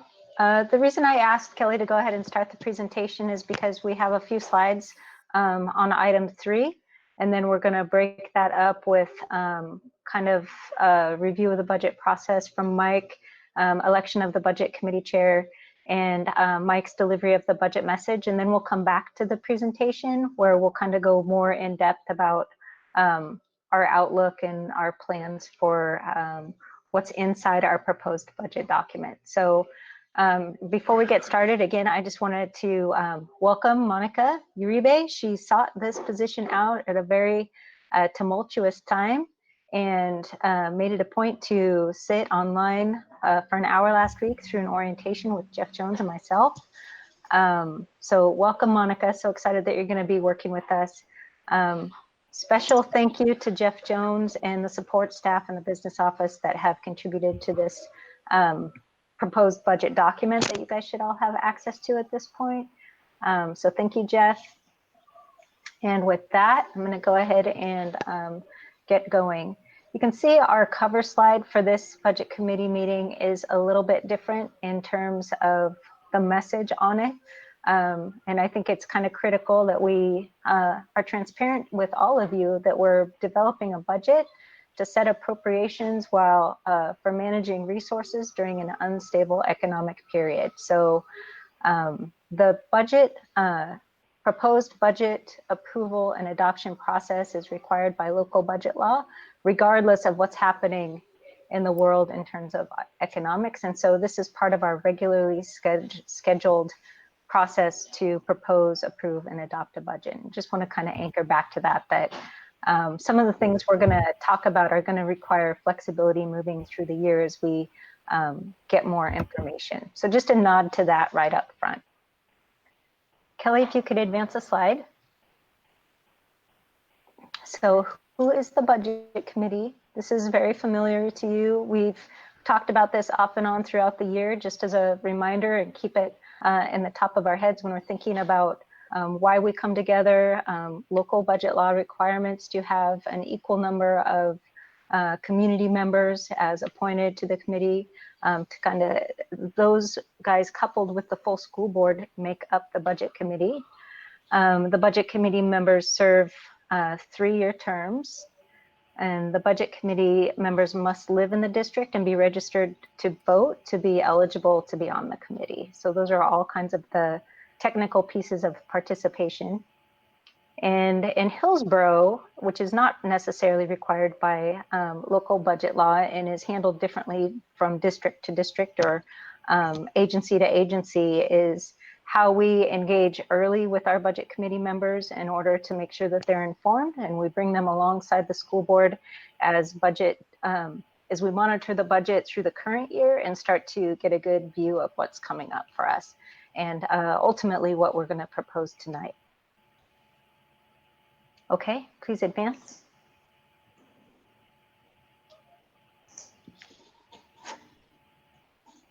Kelly, are we frozen? Oh, there we are. Okay, responsibilities of the budget committee. Again, this is a topic we've touched on a couple of times throughout the year. Just to be clear about the role of the budget officer, Mike Scott. He is our budget officer as determined by local budget law rules. And he brings to you a document that has been prepared by staff with input from everyone. We're going to review the proposed budget document, and it's been online and available since the end of last week. So hopefully you guys have had a chance to take a peek at that. We do have hard copies available by request. We went ahead and had some printed. We are moving towards approving the proposed budget as submitted by the budget officer or as revised by recommendations of the budget committee. And what we do is we recommend a level of spending for all funds for the upcoming year. So not necessarily get down within management of those funds, rather we're approving a spending level. The other piece to this is the property tax thing. We have a permanent tax rate that we assess and we can't change it. It's the same every year. But then we also layer on top of that an amount that we collect specific to collect funds to pay back the debt service on the bonds we have issued. Please advance. So getting down into the kind of the weeds of this a little bit, the budget committee does not approve new personnel, employee contracts, or salary schedules. Rather, again, the budget committee, we set the level of spending, and it's up to management to manage within those kind of those rails. Once the budget's approved, the budget committee's job is essentially done. The school board will hold a budget hearing and receive public comment on the approved budget and move towards adoption. And for us, that happens on June 23rd this year. And the school board may make adjustments to the approved budget, but the changes in each fund may not exceed 10% of the approved budget during the course of the year that it's in place. The other piece is for budget committee members to be available if we feel the need to reconvene the budget committee throughout the year.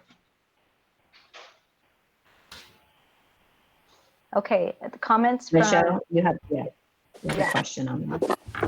So the not to exceed 10% adjustment, we've been sort of given guidance from the governor to look at a 17% adjustment. So what mechanisms are in place for us to adjust by more than 10% if the economic outlook of the state is devastated by a novel coronavirus? well, that's coming after, I think that's part of Mike's budget message. And what I'm going to share with you as far as some tiered reduction levels that we're planning. And Right, I get that, but like, if this is like the state mandated laws about budget committees, and if so, how would we exceed 10% based on what's on this screen here? so normally we're setting the appropriation level and we don't want to exceed that appropriation level more than 10%. But in this case, we're going to be likely underspending that amount, and we would be reporting back to you guys on a regular basis in terms of reductions and what that would look like. So I guess the appropriation levels, when they're set, there's no repercussions for spending less than that necessarily. It's about overspending what we've been authorized to spend. Okay. And I don't foresee that as a possibility in the upcoming year. Kim, so Kim has a comment here. All budget committee members need to vote. That's true. In order to move towards approval, the budget committee needs to have consensus on whether or not what's presented is approved. They can approve it with changes that we would make note of and bring in the approved budget document at another time. So as long as the committee agrees on what those revisions are. Sorry, clarification. I was noting that all budget committee members should vote on the consent agenda rather than just board members.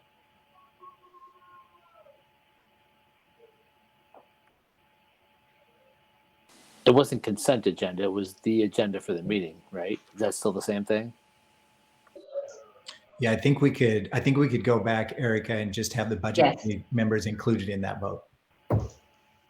So let's clarify that now that we have on here. If the budget committee members can please vote on the chat room by signaling yes or aye. So we can have Rose record this.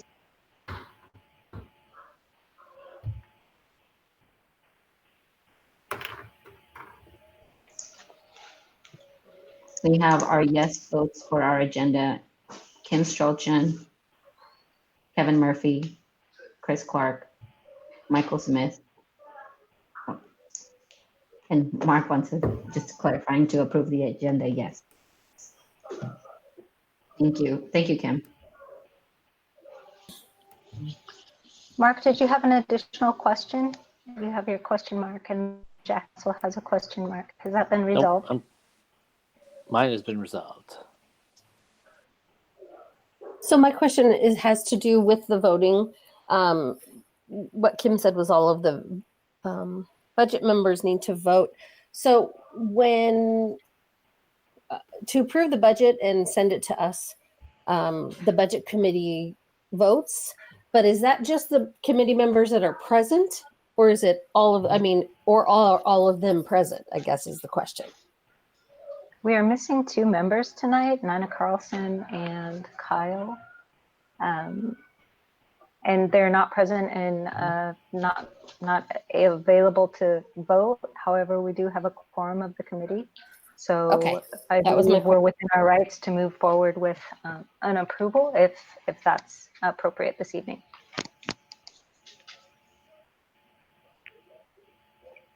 Okay. Kelly, can you advance, please? Oh, back up. Can you reverse one slide? Because this is the point in the presentation where we're going to take a break, I think. And Mike, if you want to talk at all about budget process, or I can also talk on that topic. Yeah, I just wanted a chance to recognize that Michelle mentioned it before. We usually start our process fairly early. It's an opportunity for us to get input from the budget committee members, and that as representatives of the community, that's very helpful to us. So we started meeting quite a while back, and then we reached a point where it became pretty clear that our economic situation in the state of Oregon was going to be negatively impacted in a pretty significant way. And so at that point, we made the decision that let's move our process and our timeline back. And so that's what brings us here tonight. We would have been through with this process a month or so ago, but we wanted the opportunity to gather additional information and to have the best information possible as we move forward. You'll remember that our budget process this year has been unique because we had the student investment account, and we have had the opportunity to go and gather information from our community members, from various stakeholder groups, and it's been a very, very comprehensive process. Tonight we'll be voting to set the appropriations, and we'll be doing that based on as if we were to receive full funding, as if we were to receive full SIA and full Measure 98. Now, behind the scenes, we will be developing contingency plans for the likelihood that that would not happen. But the appropriations amount that we are going to be asking for, as if we were budgeting at the $9.0 billion, which is really the most recent information that we have in terms of a forecast. But, Oh, so good. But we know. Dale, you're not muted. Whoops, is that me? No, you're good. It was. Okay, gotcha. So anyway, as you know, we gathered that input and you worked very diligently to do that. And as we have to go about making decisions on potential reductions, we will keep those values in mind that we gathered from the community. We know that there's things that are important to the community. I think with the level of reductions that we will likely have to make, there's going to be some competing interests there, and we're going to have to make some decisions as to what that looks like. We eventually will bring those decisions back to the school board to get reaction to that. But we will keep those values and those discussions in mind. I think the other thing for everyone to know is that we are in good company here. Virtually every district I talk to is in the process of developing budgets that have a variety of contingency plans to it, whether that be 5% reduction, 10%, or 15% reduction. We're still in the process of doing that. So, we had a solid plan for how we were going to reinvest. We had a solid plan for those things in the staffing and the class size issues that we were very excited about. So I just want a chance to interject that. And I wouldn't want us to go away from here thinking that the process that we went through for SIA and learning from the community was a waste of our time, because I don't think that's true. I think any time that we have the opportunity to engage with the community and to get their feedback, I think that is always going to be valuable for us. And as we talk about this in cabinet on a regular basis, we're really approaching this as these aren't dreams that are dashed forever. They're just delayed at this time. And we do believe that we're going to have the opportunity to implement down the road all of those things that we were hopeful to do in the 2021 school year. All right, Michelle, with that, I'll turn it back to you. You have just a question or comment from Mark. So as one of our representatives on the Legislative Policy Committee at the OSBA, we had a virtual meeting of the LPC this past weekend, and the guidance from OSBA is essentially exactly what Mike has said. Sort of, we know that full funding is highly unlikely in the current economic climate, but passing a budget with, we have not technically gotten a budget update from the state. So passing a budget that includes, the full funding of the general fund and the SIA indicates to the state legislature how important we think those funds are. So in a lot of ways, our budget document is a messaging document to our state legislature. And I just wanted to convey that message from the LPC. Thank you, Mark. I really appreciate that comment. That's what my colleagues across the state, their understanding is too, is that we, by instantly reducing our budgets in a big way, we're sending the message that maybe they were inflated all along. And definitely in Hillsboro School District, that is not the case. So we would hate to communicate that in error. So I think our next item, 5 on the agenda, is for Erica.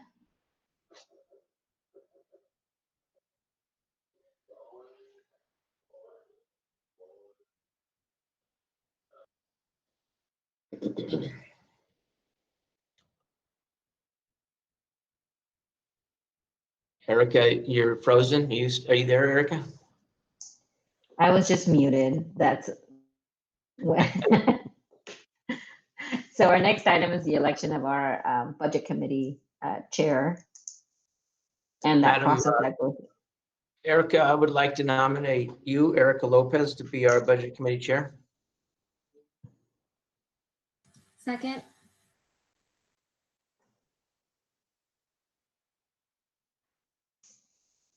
Okay, so it has been moved by Martin and seconded by Sheehan.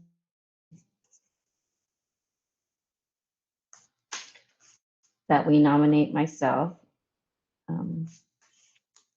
Is there any discussion?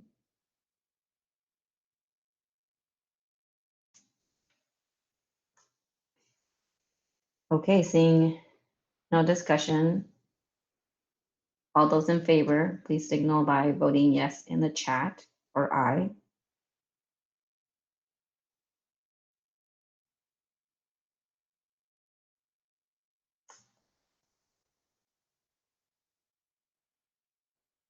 And any opposed, please signal by voting no, and I will read them accordingly.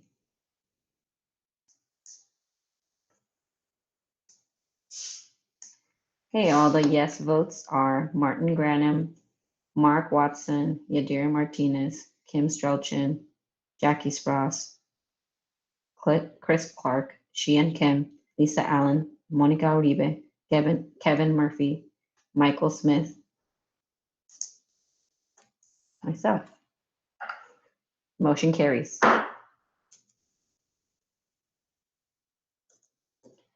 All right. Our next item is our budget message with Mike Scott. All right, thanks, Erica. As you know, I do read the budget message every year, and that is a requirement in our process. So I will jump right into it.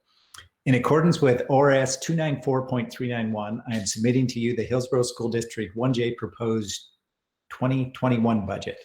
In last year's budget message, I talked about the potential of House Bill 3427 passing both chambers of the Oregon legislature with a supermajority. That did, in fact, happen, and the Student Success Act became law in the summer of 2019 with an implementation date of January 1, 2020. The SSA would be funded by a corporate activities tax that was estimated to generate approximately $2 billion per biennium. Half of the money would be available to K-12 school districts through a non-competitive grant called the Student Investment Account. 30% would be earmarked for statewide education initiatives such as full funding of Measure 98, the career technical education, graduation attainment and dropout prevention legislation passed overwhelmingly by voters in November 2016, and 20% would support early learning initiatives like preschool. Although the SIA grant is non-competitive, it comes with many requirements, including a robust public outreach and involvement plan. Each district would need to show that it involved multiple stakeholder groups in gathering feedback for how the money would best support the most vulnerable and historically underserved students through efforts to lower class sizes, enrich educational offerings, expand learning opportunities, and tend to student health and safety needs. The Hillsboro School District started its outreach and feedback gathering efforts in late August and continued through February, presenting draft plans through an iterative process until a final submission was developed and approved by the board in late February 2020. With much optimism, we looked to our SIA money, estimated to be approximately $16.5 million in the 2021 school year, to help us reinvest in our schools. Approximately $4.5 million would be needed to help us maintain our current service level due to lower than anticipated student enrollment and higher than historically average utility costs, and the rest will be used for new investments in our system in the 4 allowable expenditure categories. Soon after the board meeting where our SIA plan was approved, however, the coronavirus situation was reaching a problematic stage in the United States. The first presumptive case of COVID-19 in the state was announced on February 28th, and by March 8th, the Hillsboro School District became the first in Oregon to have a student test positive for the virus. By March 12th, Governor Kate Brown ordered all schools to extend their spring break to begin on March 16th and run through March 31st. And on March 17th, she extended the closure through April 28th. By April 8th, Governor Brown announced the closure of physical schools through the remainder of the academic year. As we navigated our way through preparing ourselves and our students for the new world of distance learning, we began to shift our attention to the impact the coronavirus pandemic was having on the economy.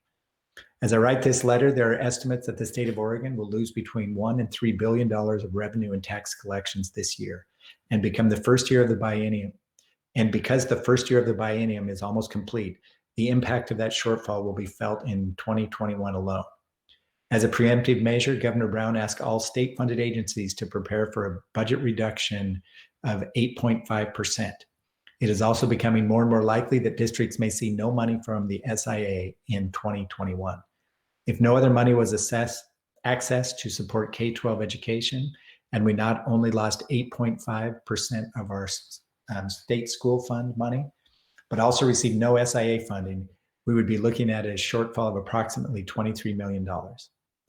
The next revenue forecast takes place on May 20th, and there will likely be a special session of the legislature called in the summer to determine the ultimate impacts on each state-funded agency. For now, what we know is that we need to be prepared for reductions and do whatever we can in the remainder of the year to save money for next year. Any money we can save in 2019-20 will save staff and programs in 2021. Therefore, we are implementing a 3-pronged approach: immediate spending freeze, immediate hiring freeze with the exception of hard-to-fill positions, and accessing the state program known as WorkShare and money from the Federal CARES Act to initiate furloughs for all employees each Friday from now through July 31st, or the end of their work year.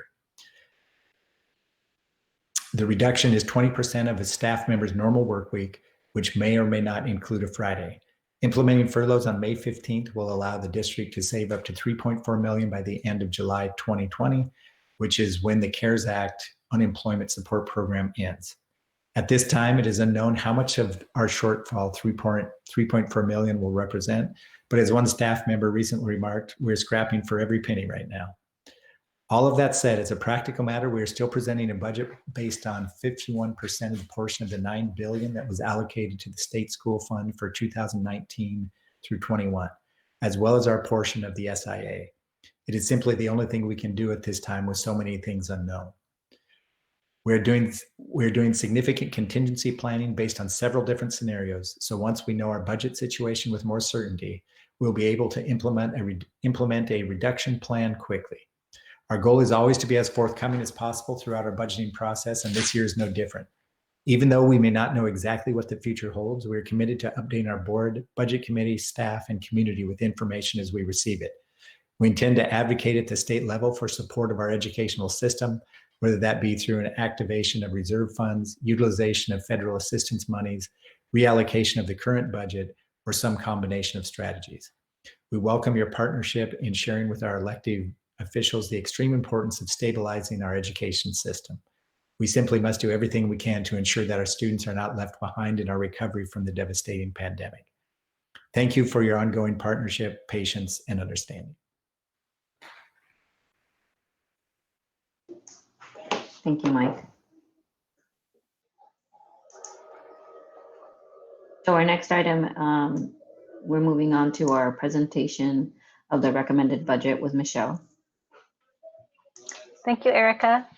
What what you guys are going to see coming up here is going to kind of mirror what Mike shared with you in his budget message. Some of it's going to be in more detail, and some of it will still continue to be at a higher level. So Kelly, if you could advance the slide. Oh, one more time. So here's a little bit more about our budget context for next year. So the goal of the process and the budget committee meeting here tonight is to set, again, the appropriation levels for the 2021 school year. It's not necessarily to get in there and manage the funds within those levels, but just setting the maximum level of appropriations that we would be spending up to in each major fund and function. Due to the economic impact of COVID-19, there's a whole lot of uncertainty around our state revenues, which do include the Student Success Act, and that extends to Measure 98. And we're still continuing to budget at the $9.0 billion level, and we're in the second year. So of the biennial split for the state determines for K-12 this year, it was a 49% allocation for 1920 and 51% allocation for 2021, and that's what we have penciled out in our proposed budget document. Again, that's the most recent estimate that we've received from the Department of Education is anchored on that number, and so that's our facts that we're going to be anchoring back to. And the district is implementing a lot of mid-year adjustments to maximize the savings, again, to preserve services and keep them as intact as possible next year when we do have a finalized sense of what revenues we're going to receive and what restrictions are going to be attached to those monies. So we're in the process of developing a 4-tiered reduction plan, which we will be sharing with you as that becomes more clear. Can you advance the slide, please, Kelly? This is a little bit more detail behind the outlook that Mike shared in his budget message. The Student Investment Act, most of you were along for the ride as we went through the process of gathering feedback. We had our version 4.0 for Student Investment Act that was on the application that we submitted to the Department of Education. Go, Travis. And 4.6 of those new funds were going to offset some losses that we were going to experience in the current service level for the general fund. So that's compounded by SIA not coming in as we initially anticipated. The COVID-19 impact on the Student Investment Act. So it's funded by corporate activity tax, which commerce in Oregon has definitely taken a big slowdown. So even if there's no change to the tax implementation timeline or collection rate, the actual slowdown of the revenue that it was originally projected to bring into K-12 is likely going to be significantly reduced. And again, a bit about the current service level. Also, the Student Investment Act may be used if it continues to generate new revenue. It may be repurposed to bolster up the state school fund. A portion of it was already earmarked for state school funds. So as that income becomes less due to lower collections of income tax, Student Investment Act may be repurposed in order to prop up current service level. Again, state economists are predicting a $1 to $3 billion decrease to the state budget, and the governor has issued a request to all agencies under her purview to develop budgets with an 8.5% reduction. And like Mike said, since we're already halfway through the biennium, that is going to feel like a 17% reduction in state school fund support for next year. Please advance. So here are some immediate pull out the stop steps that we're doing this year to save funds to protect services next year. So we have a recovery team working to collect all of the but-for COVID-19 expenses in the hopes that we can receive some reimbursements for those costs, including over and above meals that we're providing and childcare for emergency responders. And so those costs that we're incurring that are over and above what our normal business costs would be. We're seeking sponsorship for technology and access for students to take advantage of the distance learning opportunities that we're providing. That has been a challenge, and we definitely have partners in the community, including the Hillsboro Schools Foundation and some of our major businesses that are helping us bridge that gap for kids.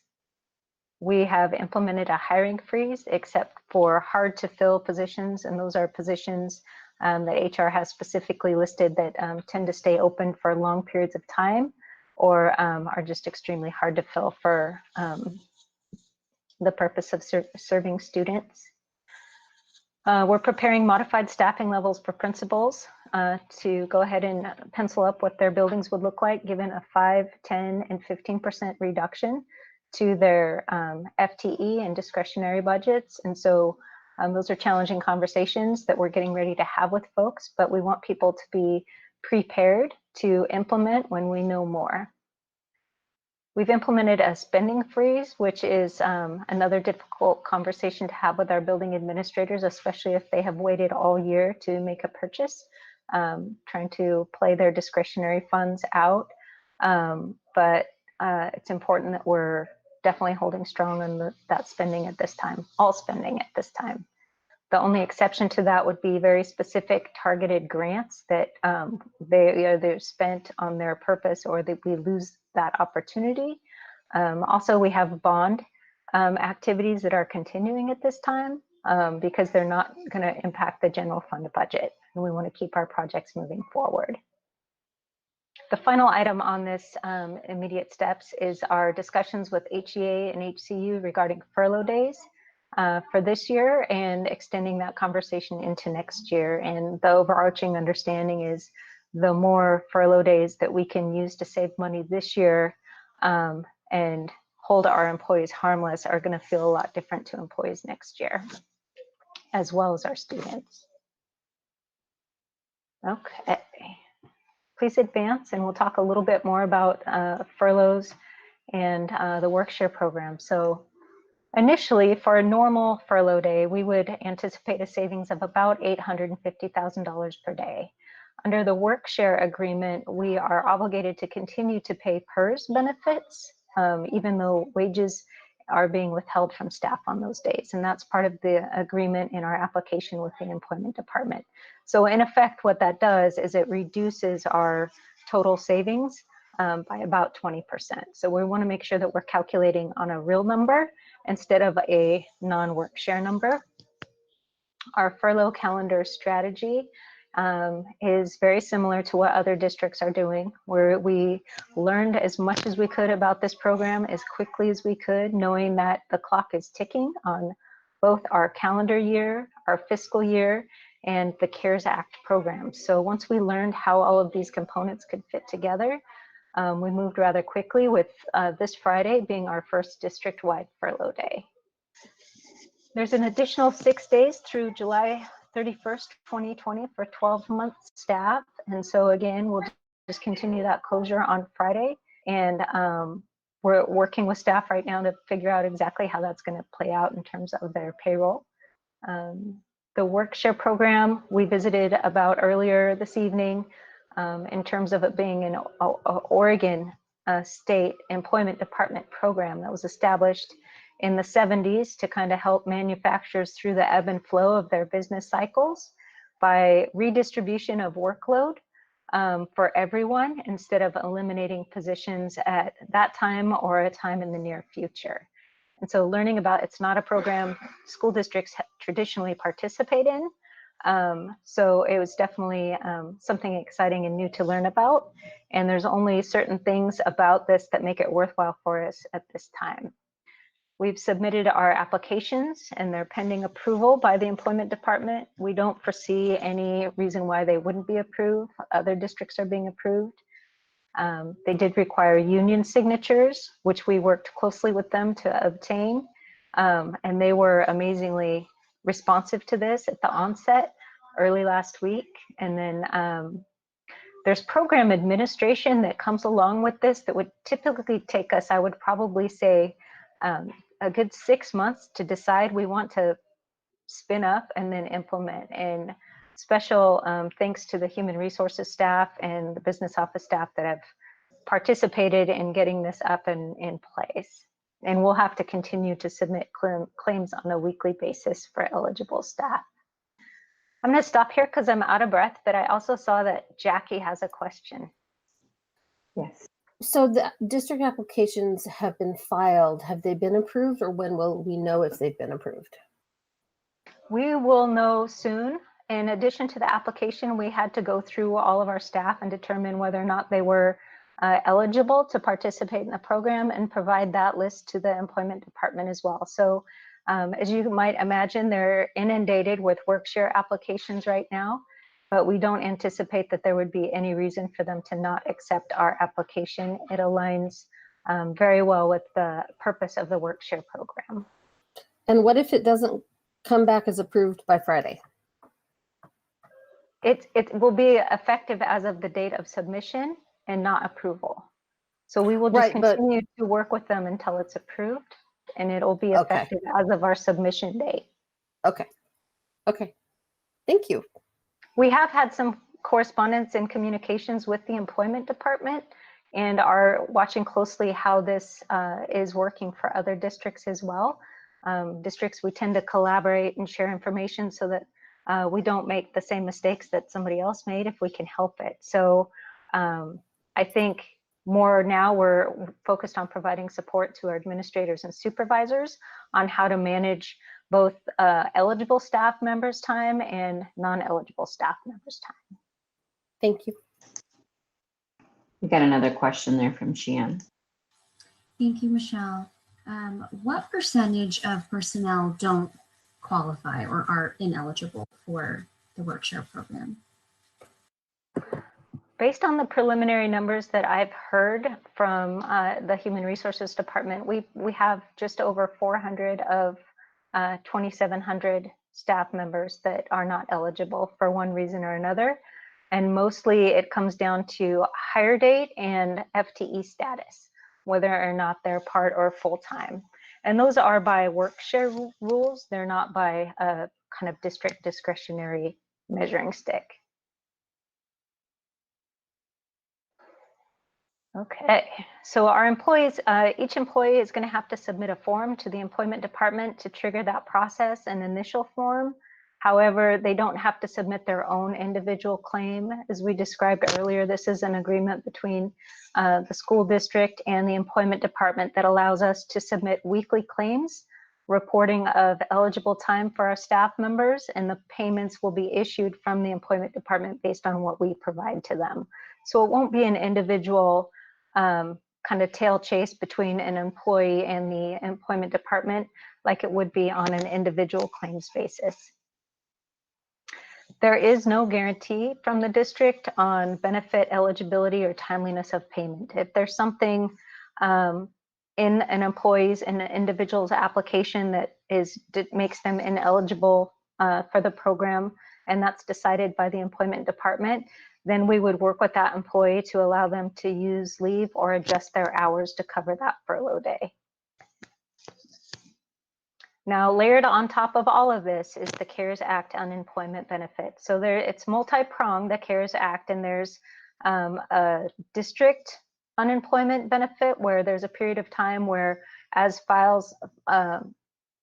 claims are submitted from our employees that the district will be held harmless from an increase in claims during the pandemic. So that's from the CARES Act perspective, that's effective through December 31st. The unemployment benefit for employees currently is in place through the end of July.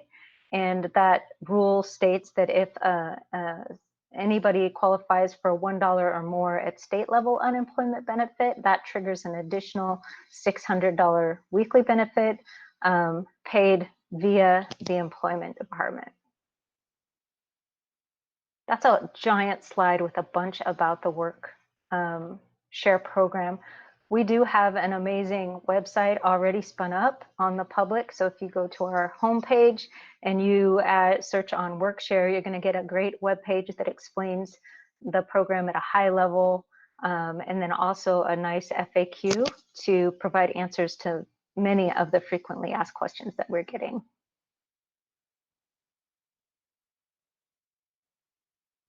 Any questions on this slide? Okay, thank you. Kelly, can you advance, please?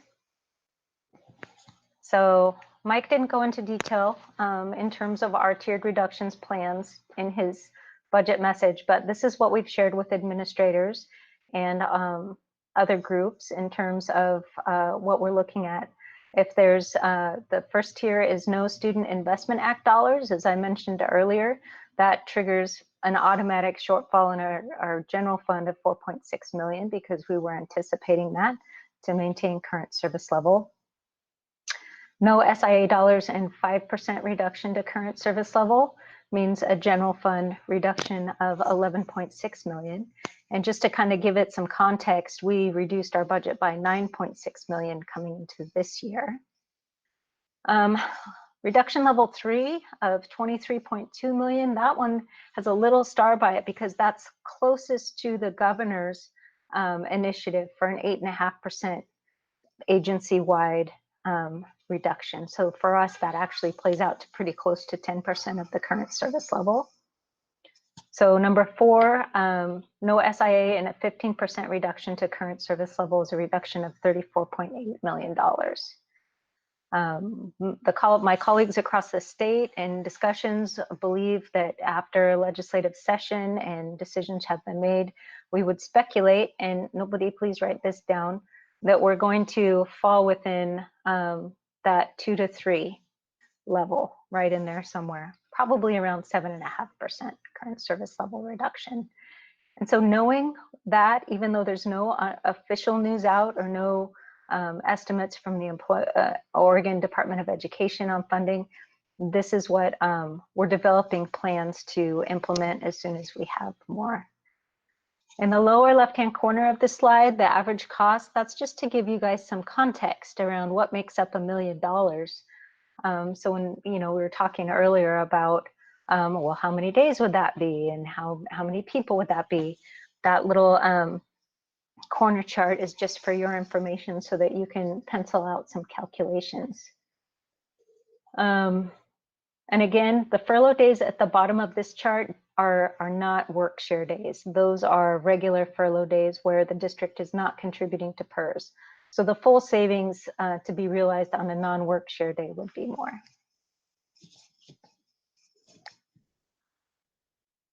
Michelle, I have a question on that. So would you say the furlough days down below, the 1 day of licensed, 1 day of school, that is, you're not talking furlough on that, the staff student ratio, right? I guess I was confused by what you just said. I'm sorry. To be clear, on the second to the last row of that chart in the lower left-hand corner there, the 1 day of school would equal $850,000 in savings on a normal furlough day, a non-work share furlough day, because that would be all costs would be saved. Okay, and under the work share program, we're still contributing to PERS. So that's what decreases our savings a little bit. Okay, that's what I thought you meant. I just wanted to make sure I was correct. Thank you. Mark? And over the course of the last 13 or so years, we have had to implement budget reduction days along the lines of those non-work share furlough days. Is that correct? Right. That is true. So yeah, we've done that. We've done that several times over the last 12, 15 years. We've done that quite a few times. And those are all done in conversation and negotiation with HEA when that occurs. Right. Okay. Yeah, our licensed union, they do in their bargain agreement with us have a number of calendar days, contract days indicated. So in order to work less than that requires an agreement with them. Non-represented staff, such as administrators, supervisory technical staff, and our classified union, they don't necessarily require an agreement, but of course it's good to work in concert as a district.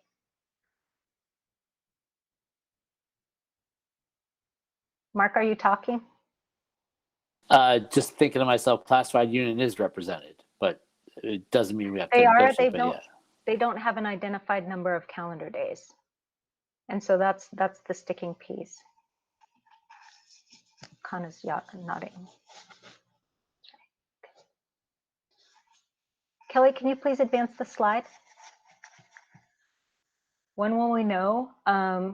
It's starting to drag out a little bit. Initially, we thought we may know information in early June, and Mike can jump in on this slide too, but our next forecast for the state is on May 20th.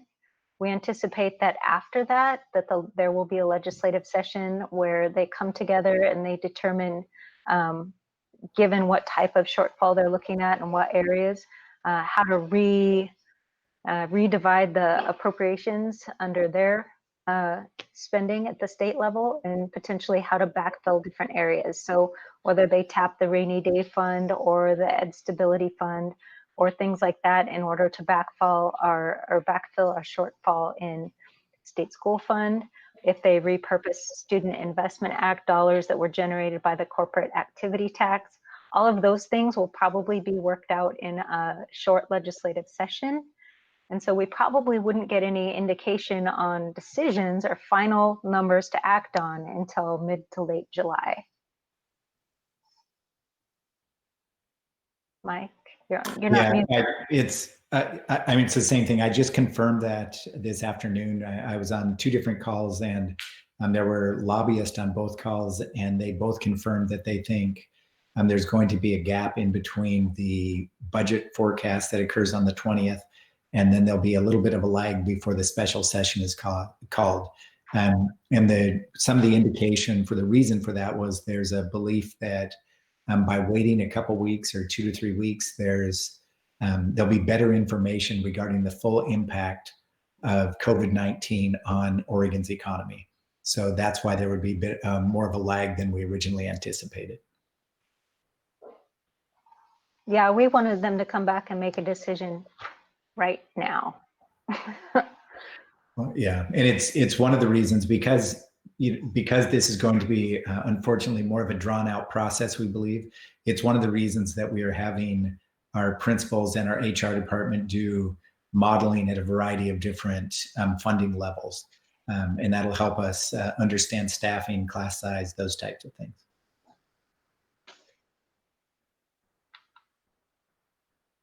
Any questions about timing?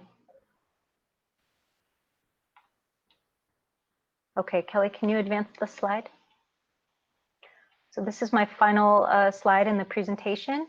So we get to where we are today in terms of discussing the proposed budget. We can either go section by section through the budget document, and I can touch on highlights, or I can just respond to questions folks might have about the budget. The next step would be for the budget committee to either approve the budget or decide to meet again if they wanted to come back and discuss it again. And then once it's approved, the budget would move towards adoption on June 23rd, meant to capitalize that J. And the new fiscal year begins July 1st. So even if we begin the year and our appropriations are set at a higher level, we will have plans in place to spend at whatever level our funding comes in at, whatever those final decisions are shared with us. Any questions about next steps?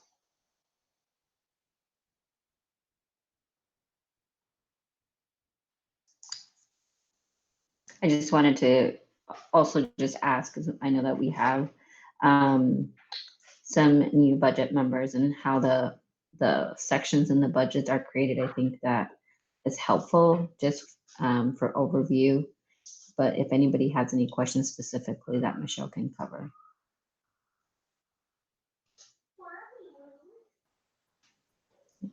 Okay. Do you mean specific to the budget, or? Yeah, I was specific to the overall presentation, the information we've shared tonight, or more specifically to the proposed budget document that hopefully everyone has had a chance to take a look at prior to tonight. I did have a question. And I apologize for not emailing you. I usually email before meetings. It's just in the expenses. Well, actually, the first one was the revenue. There were student participation fees. And right now, last year's adopted budget was 3.6 million. And this year we have 0. I just was curious as to, are we expecting to not have student participation fees as revenue, or is that in a different bucket now? So I'm sorry, Jackie, do you know what page okay. you're looking at? Are you talking about general funds or special revenue funds? I think it was general. I'm sorry, I should have wrote down the. No, that's okay. I can't tell Page. you that. I'm looking at our general fund, and there's it's on page 24, and there is student participation fees, and there's an estimate of $416,236 in the proposed budget under that revenue item, and that looks to be in alignment with our historical trend. Oh, okay. I was looking further down in it, where it has the line items, and it has. I'm sorry that I don't know where it is. I'm looking at it for it right now. But one of the other questions was, a lot of the expenses that we're going to have, some of them have almost doubled. And mostly it's middle school programs, high school programs, options programs, counseling services, nurses services, psychological services, and that kind of thing. Is that what is that based on? That, I believe what you're looking at is the Student Investment Act appropriations, Okay, which are that's what I included in the special revenues. And so Yes, again, okay. we're budgeting based on what we have in our grant submission to the state. So we're budgeting at that Okay. level, knowing that we're likely going to spend quite a bit less than that. That's what I was thinking for those. I'll try to see if I can find where the student participation fees is, and if so, I'll put it in the chat. Okay. Thank you. I thought that's what the increase in those expenses were for. I just wanted to confirm. Right, and I do see We where have you're another- looking at in the special revenue funds. I do see that, Jackie. So we'll look into that and follow up with you with the response to that. You also have a question from Yadira. Michelle, so on May 20th, right, it's going to be that projection from the state. How soon will we know how that's going to affect the budget before we vote in June? We won't know. We won't? We Okay. won't know. And that's kind of what we were trying to talk about with our timeline in terms of when we will know. The legislature, Mike has gotten indications that they're probably going to drag their feet a little bit so that they have a better sense of the wide economic impact of COVID-19. And so we likely won't know until we're already into July. And our budget has to be adopted and distributed by July 1st, because that's the beginning of our fiscal year. Okay. Not ideal. It's not ideal. Yeah. There's also the sort of uncertainty of once they do convene a special session, how they'll distribute the rainy day funds, how they'll do, like how all of the holes in the budget will be addressed will be sort of a unique challenge that they take on individually. There's another question for you, Michelle, from Kim. I'm curious about if we can ask the state to change the budget calendar. I know that counties have changed and pushed back, and the city of Portland has changed theirs and pushed back and not following the original budget guidelines. Is there a possibility of that for states? I know that school districts as on the whole have been advised to just go ahead and move forward with their appropriation levels based on the most recent information that we have. Of course, with contingency plans built in there to act on underneath that. I think the idea is to continue to move forward and provide that stability in process. We're still not going to know enough before we have to impose taxes on July 15th, I believe, is when that information is due to the county. And technically, I'm signing personal checks from July 1st forward if we don't have our appropriation level set. So given all of the broader strokes around our situation that we're currently in, knowing that we're in a state of economic turmoil, we still need to draw our guideline and what we're gonna use for kind of home base, so to speak, as we're implementing our services for the year. So I know that some organizations are thinking about changing that, but we've been advised just to continue to move forward with our process like we normally would. Can I ask a follow-up? Mm-hmm. What would you or Mike, maybe Mark on LPC, what can we do as citizens and budget committee members? Is it just reaching out to our legislators? Are there specific ones we should be targeting? How do we help share the story? I was on a call this afternoon, and COSA in about 2 weeks from now is going to be working in conjunction with OSBA, it sounds like, to start putting together stories as to what a budget reduction is going to mean for us. So they're going to be asking for some specifics in terms of what would it mean in terms of school days, what would it mean in terms of class size. By not getting SIA dollars, what does that do to your equity work that you were planning on? So there's going to be a list of 4 or 5 questions that they would like us to respond to, and they will be in the process of, they'll use that information to put together how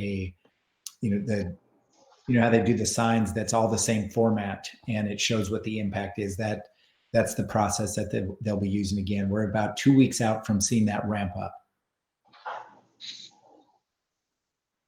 And it was sort of weird to be in an LPC meeting and not really have a call to action at the end of it. So I think Mike's pretty accurate that COSA, OSBA, that many of the sort of stakeholders at that level are still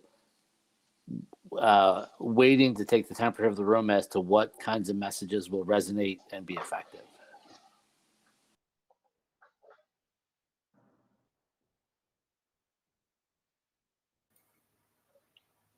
Michelle, I'm back. I'm sorry. It's on page 62. It's special revenue funds. Mm-hmm. To me, it stood out because our adopted revenue from last year was 3.6 million, and this time it's 0. So I'm just curious if that went somewhere else. Yeah, it's not. I think what may have happened is I'm looking down the list of our revenues for special funds is that under Object 3299, other restricted grants, I believe that it's a possibility that those fees have been combined into that line. So I'm going to go back into work with my support staff and kind of look and see, suss that out exactly where it's at. So that may be a technical correction that we put forward in the approved budget, which would show our reduction to the 3299 object and put that back up to student participation fees. We don't have any intention of changing our fee structure in terms of students participating in activities or athletics that I'm aware of. Okay, I don't mean to get too much in the weeds. It was just that really struck me as a big change. Okay, thank you. Yep.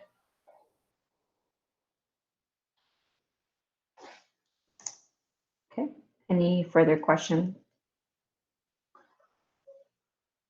I'm happy to take questions via email as well and combine them and provide them back at a later date as part of corrections or technical fixes to the approved document later. I do want to just comment on the participation of a large cross-section of staff that worked diligently on the strategic financial plan.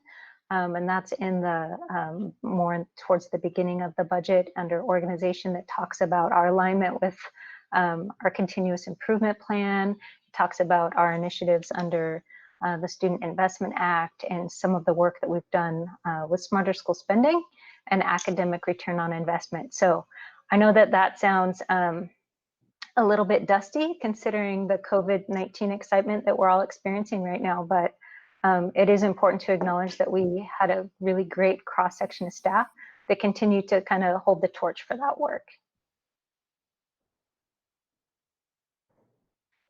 Thank you, Michelle. Our next item on the agenda, it's really just committee discussion and opening it up. I know we asked a lot of questions of Michelle, but right now is another opportunity for us to engage, or if there was any additional things to share. As Martin pointed out, this is dire in your comment section, and yeah, unprecedented. Go ahead, Martin.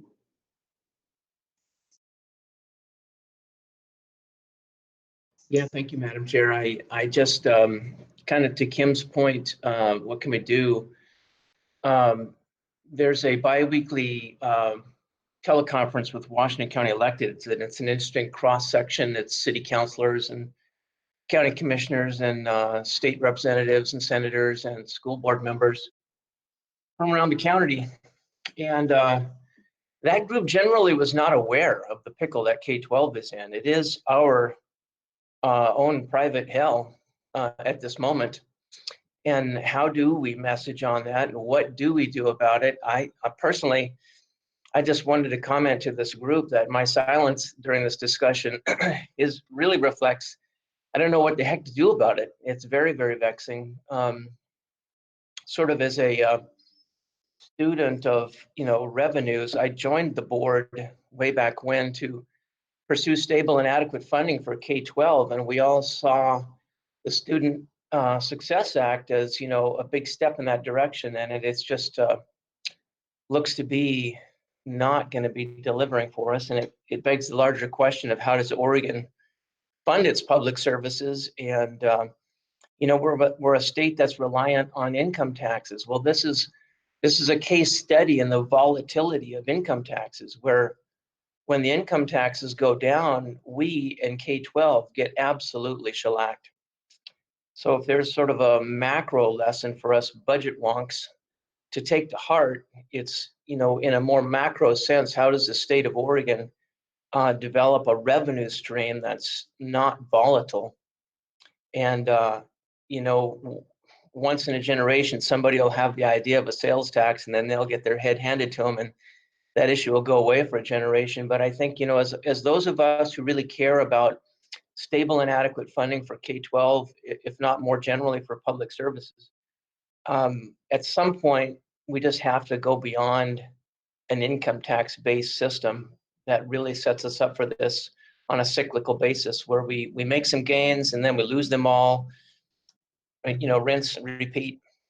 So it's frustrating. And I don't know in this particular situation, from my perspective, really what we do about it, other than at some point get behind a message that we can all agree on and message on, but that's to be determined. Thank you, Madam Chair. Thank you, Martin. Kim, you also had a comment? Yeah, I think it's just a good reminder, the work that the district did do around the Student Investment Act. I think you're spending your money in all the right places, and I love seeing the smarter spending and these strategic goals that have been in place for a really long time. I'm super sad, like everybody else, that it's on pause. But I think we have the real potential, and I was hesitating coming into the meeting about how to approve a budget that we know won't come to fruition. On the other hand, I think it's really important to tell our story.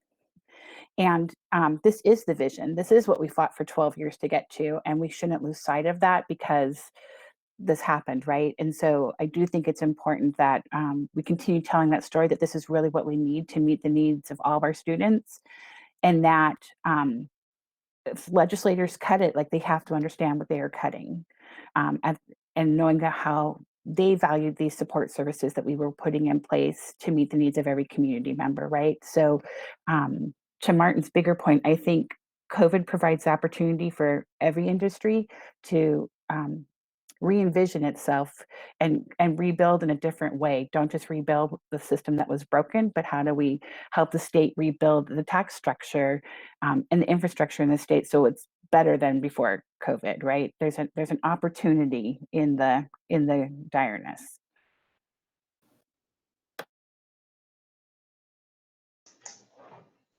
Any additional comments?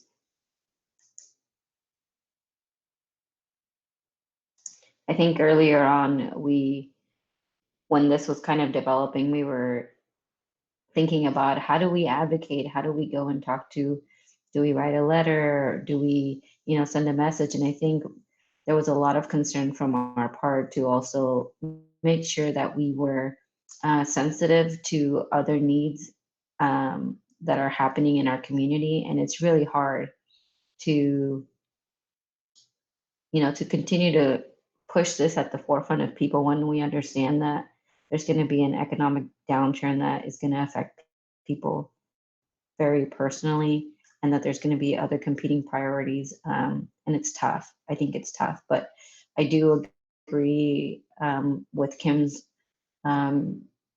words right now that if we don't pass this, I think that it's good for us to tell exactly our story. And this is a document that, that we share out and say, this is what we worked hard for. And unfortunately, the circumstances that we are ended up right now really prevent us from doing a lot of the advocacy that we would normally do. Even just, going to Salem and the things that we are used to doing, we can't do. But this is something that we can do right now during these circumstances. So if there are no further discussion points from our budget committee. Okay, our next item on the agenda was our public comment. And we haven't received any yet, but I do want to read our public comment in case anything else comes in, especially as this is streamed and saved. So bear with me. Public participation in board meetings is governed by policy BDDH. Visitors who wish to speak before the board may submit their comments via the intent to speak link on our website or to the executive assistant to the board of directors, Rose Roman, at romanr@hsd.k12.or.us. Comments concerning a published agenda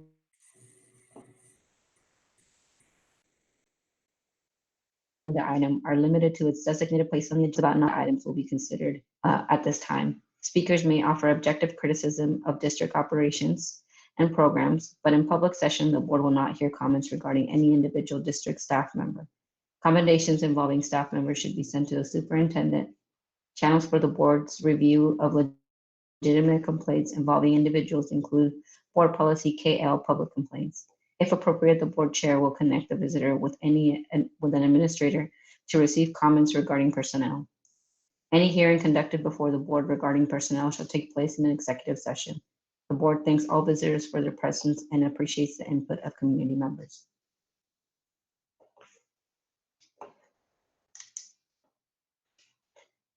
Our next item is additional committee discussion. So I will just ask again if there was any additional comments. Normally in our normal meetings, after we hear from the public, sometimes we're, we can comment on regards to that. So this is just another opportunity if there was anybody else that wished to speak on. Nice. Okay, seeing none. The next item is our possible action of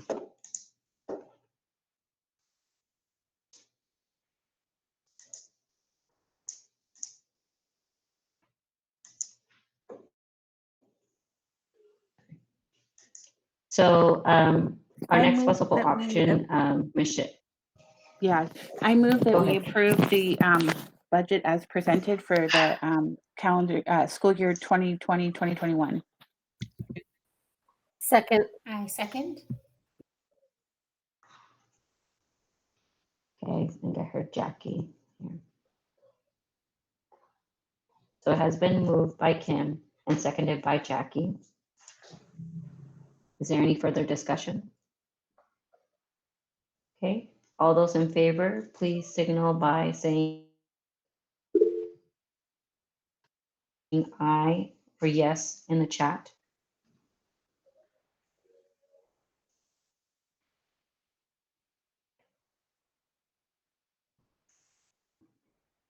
And all those opposed, also please signal now by saying or voting no on the chat.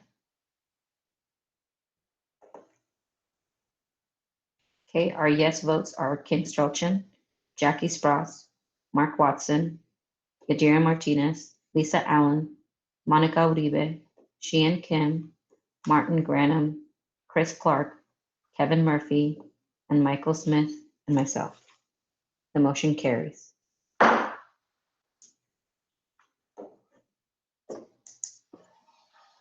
Okay, now we're going to review our next steps with Michelle. Okay, I just want to thank you all for hanging in there this evening. I know that it's a ton of information and a really challenging budget outlook, and I just appreciate your support and patience, and I want to encourage you to send questions as they come up for you. Next steps is that we will review this document one more time and revise it as approved, and it will move forward towards adoption at the June 23rd budget hearing, which is part of a regular board meeting.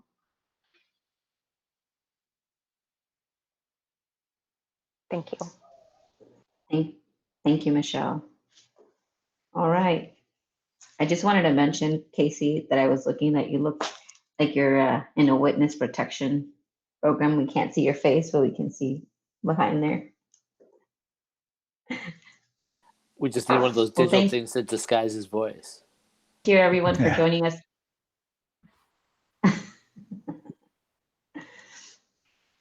We have a comment with Martin. Thank you, Madam Chair. I just wanted to remind everybody we have an election going on, and there's some important things on the ballot for the local community. So please vote and encourage members of your household, your friends and neighbors to vote as well. Thank you, Madam Chair. Great reminder, Martin.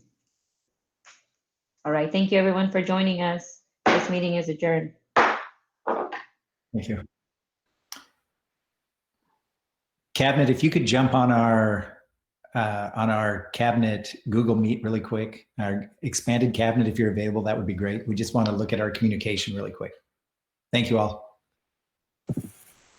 Which one is that? Where's the link to that? You're Monday morning link. Oh, Monday morning link. Got it. Yeah, thank you.